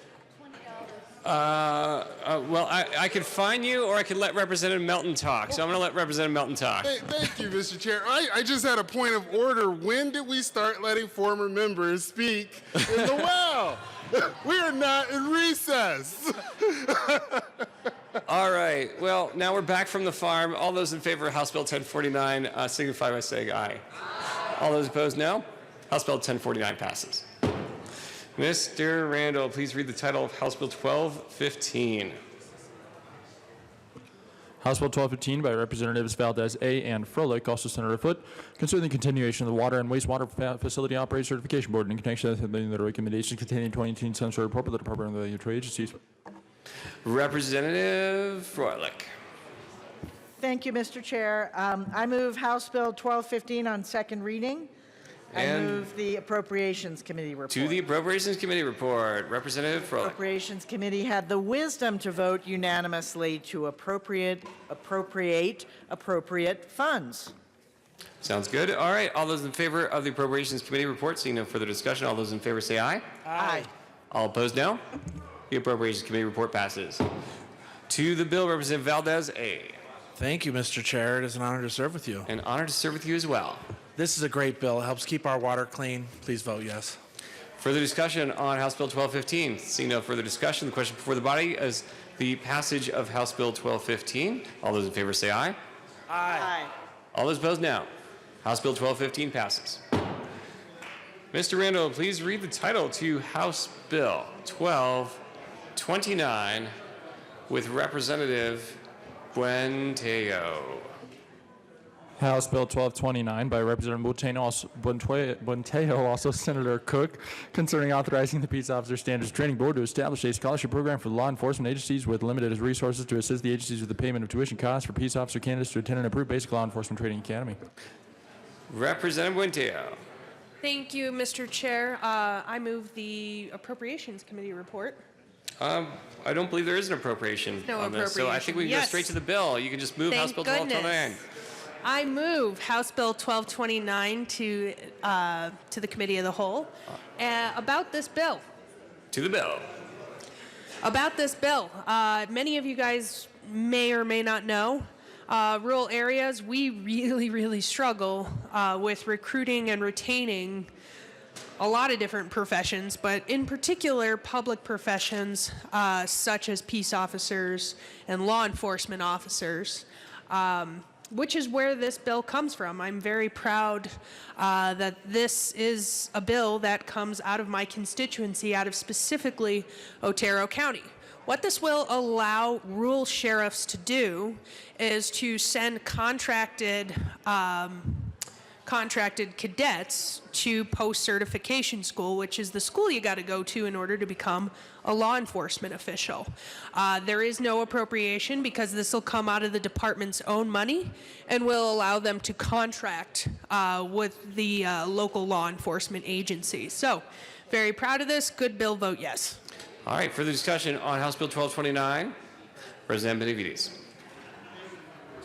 Thank you, Mr. Chair, and I want to thank the sponsor of the bill. I think this is a good bill because especially in rural areas, we do need help in getting law enforcement.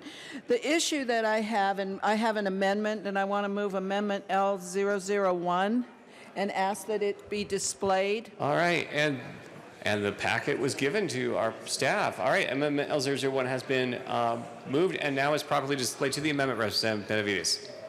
Thank you, Mr. Chair. And what this amendment does, members, is that this would allow post funds to be put in a scholarship to pay for the college tuition and fees for people that are interested in becoming post-certified. But they have not been offered a job or anything else. So they could get their college education and walk away and never apply for a job.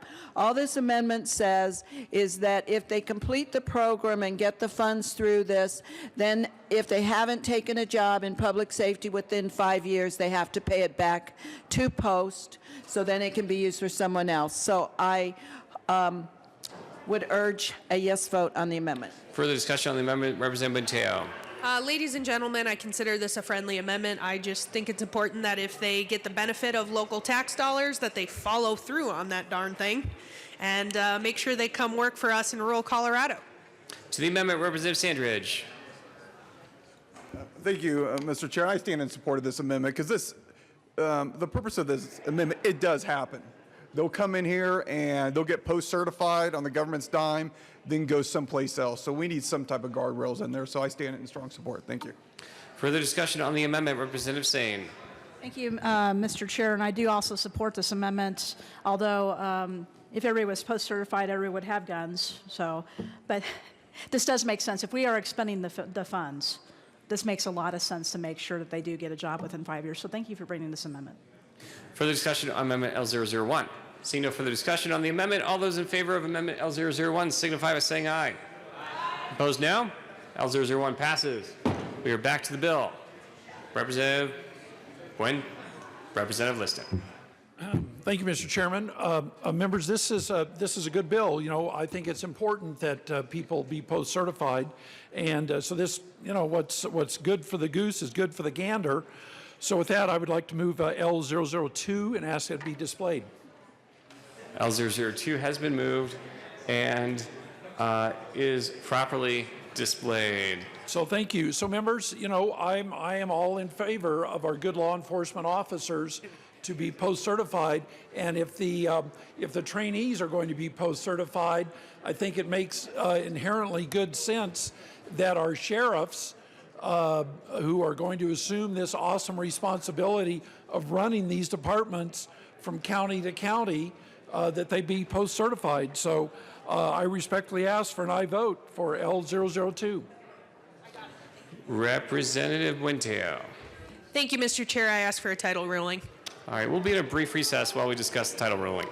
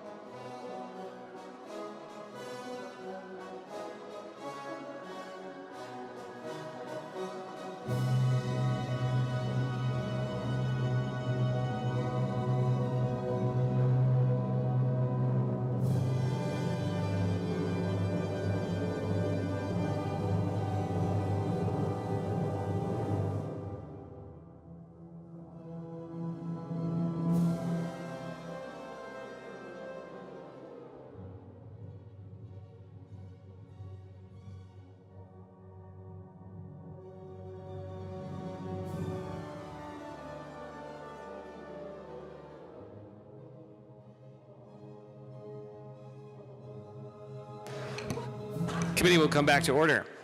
And Chair rules that the amendment falls outside of a very tightly written title.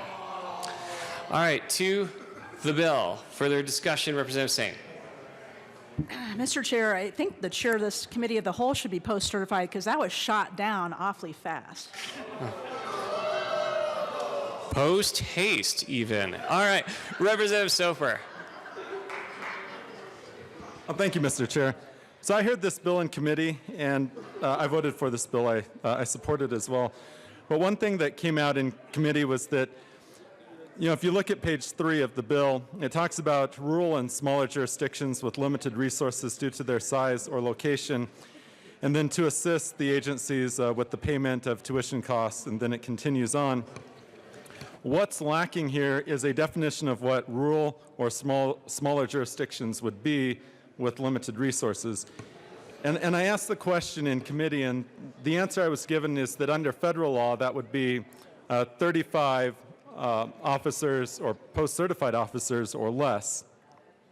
And so I just wanted to offer Amendment L003 to just make this a little bit more clear and move Amendment L003. And L003 is moved. It is properly displayed to the amendment, Representative Soper. Well, thank you, Mr. Chair. So this just says, as defined by federal law, is what it adds to it as well, so that we are clear that it's not just expanding the definition of rural or small in rulemaking to where we have it mean a 100-person agency or a 1,000-person agency, to where a bill that's actually intended to help places like Delta County or Hinsdale County, that it doesn't just go to Denver County. And I would offer it and ask for a yes vote. All right, from Delta to now Pueblo County, Representative Buentello. Thank you, Mr. Chair. Thank you, Representative Soper. I do find this amendment duplicative just because, this is defined in state statute.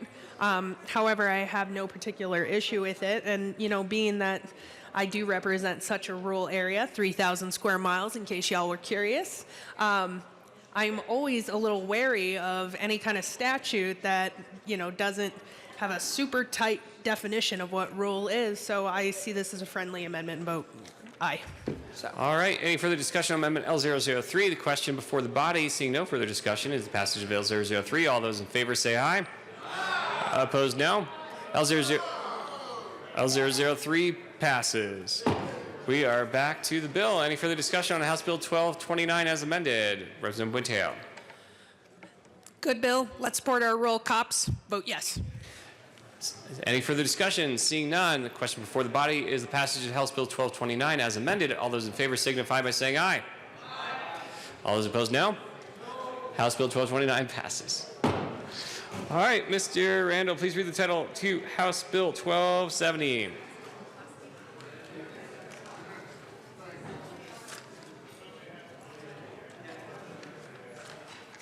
House Bill 1270 by Representative Michelson Janae, House Senator Fields, considering the consent of one parent for a licensed professional person to treat a minor for a behavioral health disorder. Representative Michelson Janae. Thank you, Mr. Chair. I move House Bill 1270 and the Public Health Care Committee report. To the Public Health Care Committee report. In the committee report, we made sure that this bill would not supersede a judicial order. Any further discussion on the committee report? Seeing no further discussion on Public Health Care and Human Services Committee report, all those in favor signify by saying aye. Aye. All those opposed, no. Committee report passes. To the bill, Representative Michelson Janae. Thank you, Mr. Chair. This bill gives physicians the authority to serve a child in a behavioral health care treatment with only one parent present. Any further discussion?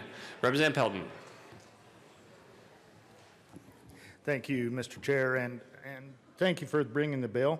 I heard this bill in committee, and there was quite a little discussion around how, sometimes in a fragile marriage that this may kind of drive a wedge in between the parents to tend to, just completely kill that relationship. So that was one of the reasons I was a no vote in committee. Representative Singh. Thank you, Mr. Chair, and I'm sympathetic to what the sponsor is trying to do, but we're actually flipping parental rights on its head, what we've been doing in Colorado. The default right now is a no. If a parent says, I don't want mental health for my child, or mental health therapist visit, and that could be for several reasons. That could be for deeply held personal religious beliefs. At this point, it doesn't mean that the child isn't going to receive therapy if the other parent wants it. It just means that there maybe have to be a court proceeding or some other intervention. What this bill would do is the parent who wants the treatment, the default is now yes, and the other parent has to go to court and fight. In states where we've seen this flipped on its head, as this bill is attempting to do, there's been some just egregious things going on that shouldn't be happening. So I think the safest thing is to have the default still as no. I appreciate why you're bringing the bill forward.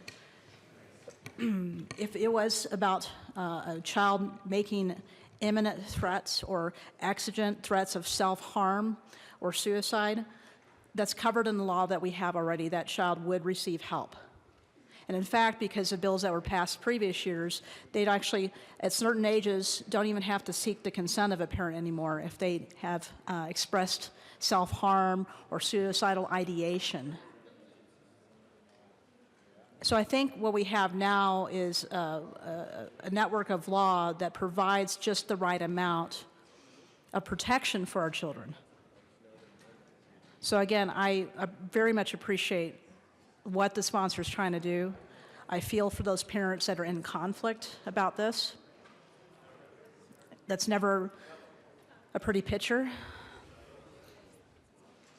But I think what we have now protects children more. And so I urge a no vote on the bill. Further discussion, Representative Sandridge. Thank you, Mr. Chair, and I want to thank you for bringing the bill forward, definitely. I do understand what you're trying to do. It's difficult to get kids into getting help. It really is. It's a struggle. It really is a struggle. Only reason I did vote no on it is just because I thought it was a little bit broad. It didn't focus specifically on kids that have direct suicidal ideations at that time.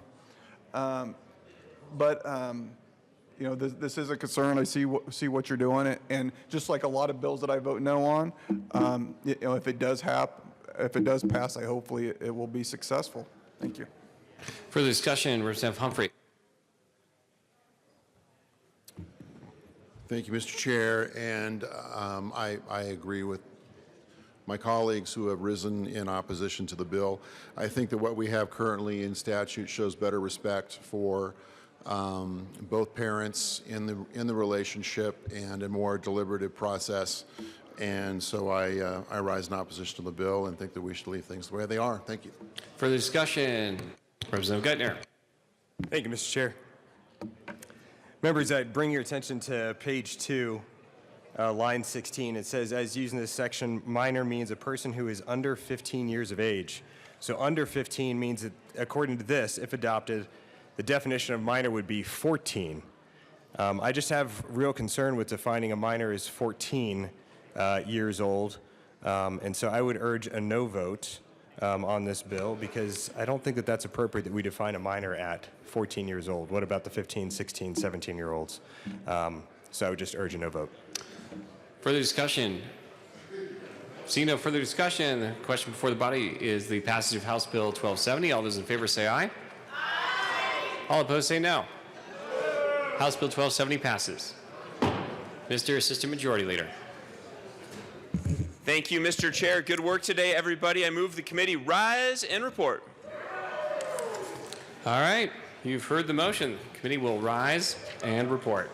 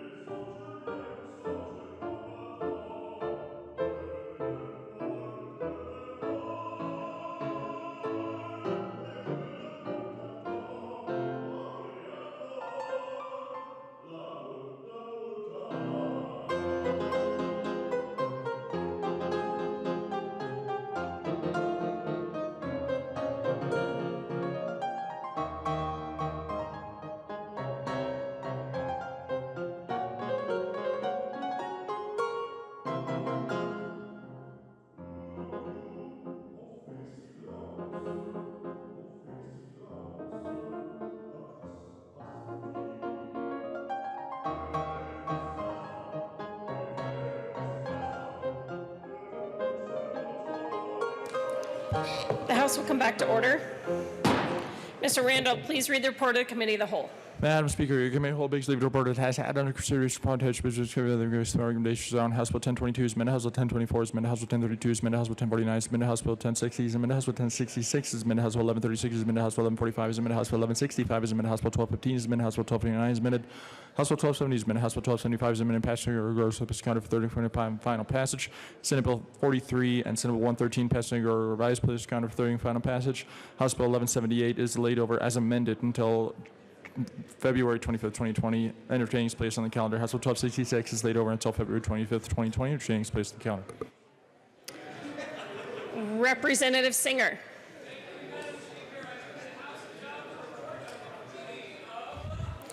You all have heard the motion. There are no amendments. Mr. Randall, please open the machine and members please vote.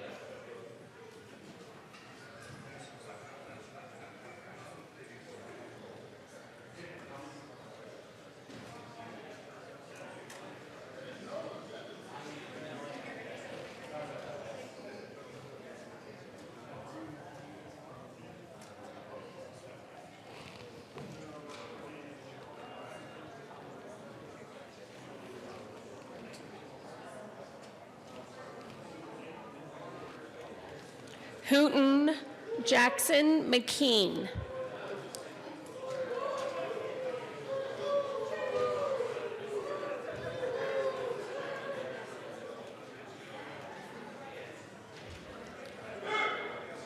McKean, whenever you're ready. Jackson. All right, Representative Jackson will be excused. Please close the machine. With 40 aye votes, 19 no votes, and 6 excused, the report of the Committee of the Whole is passed. I have a couple announcements. Representative Jackson, that's a $5 fine.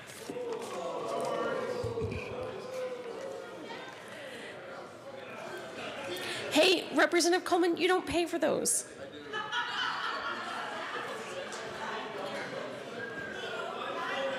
It's all good. Representative Wilson. Thank you, Madam Speaker. Is it possible to hold an auction down here and see how long it'll take Representative Coleman to close his wallet?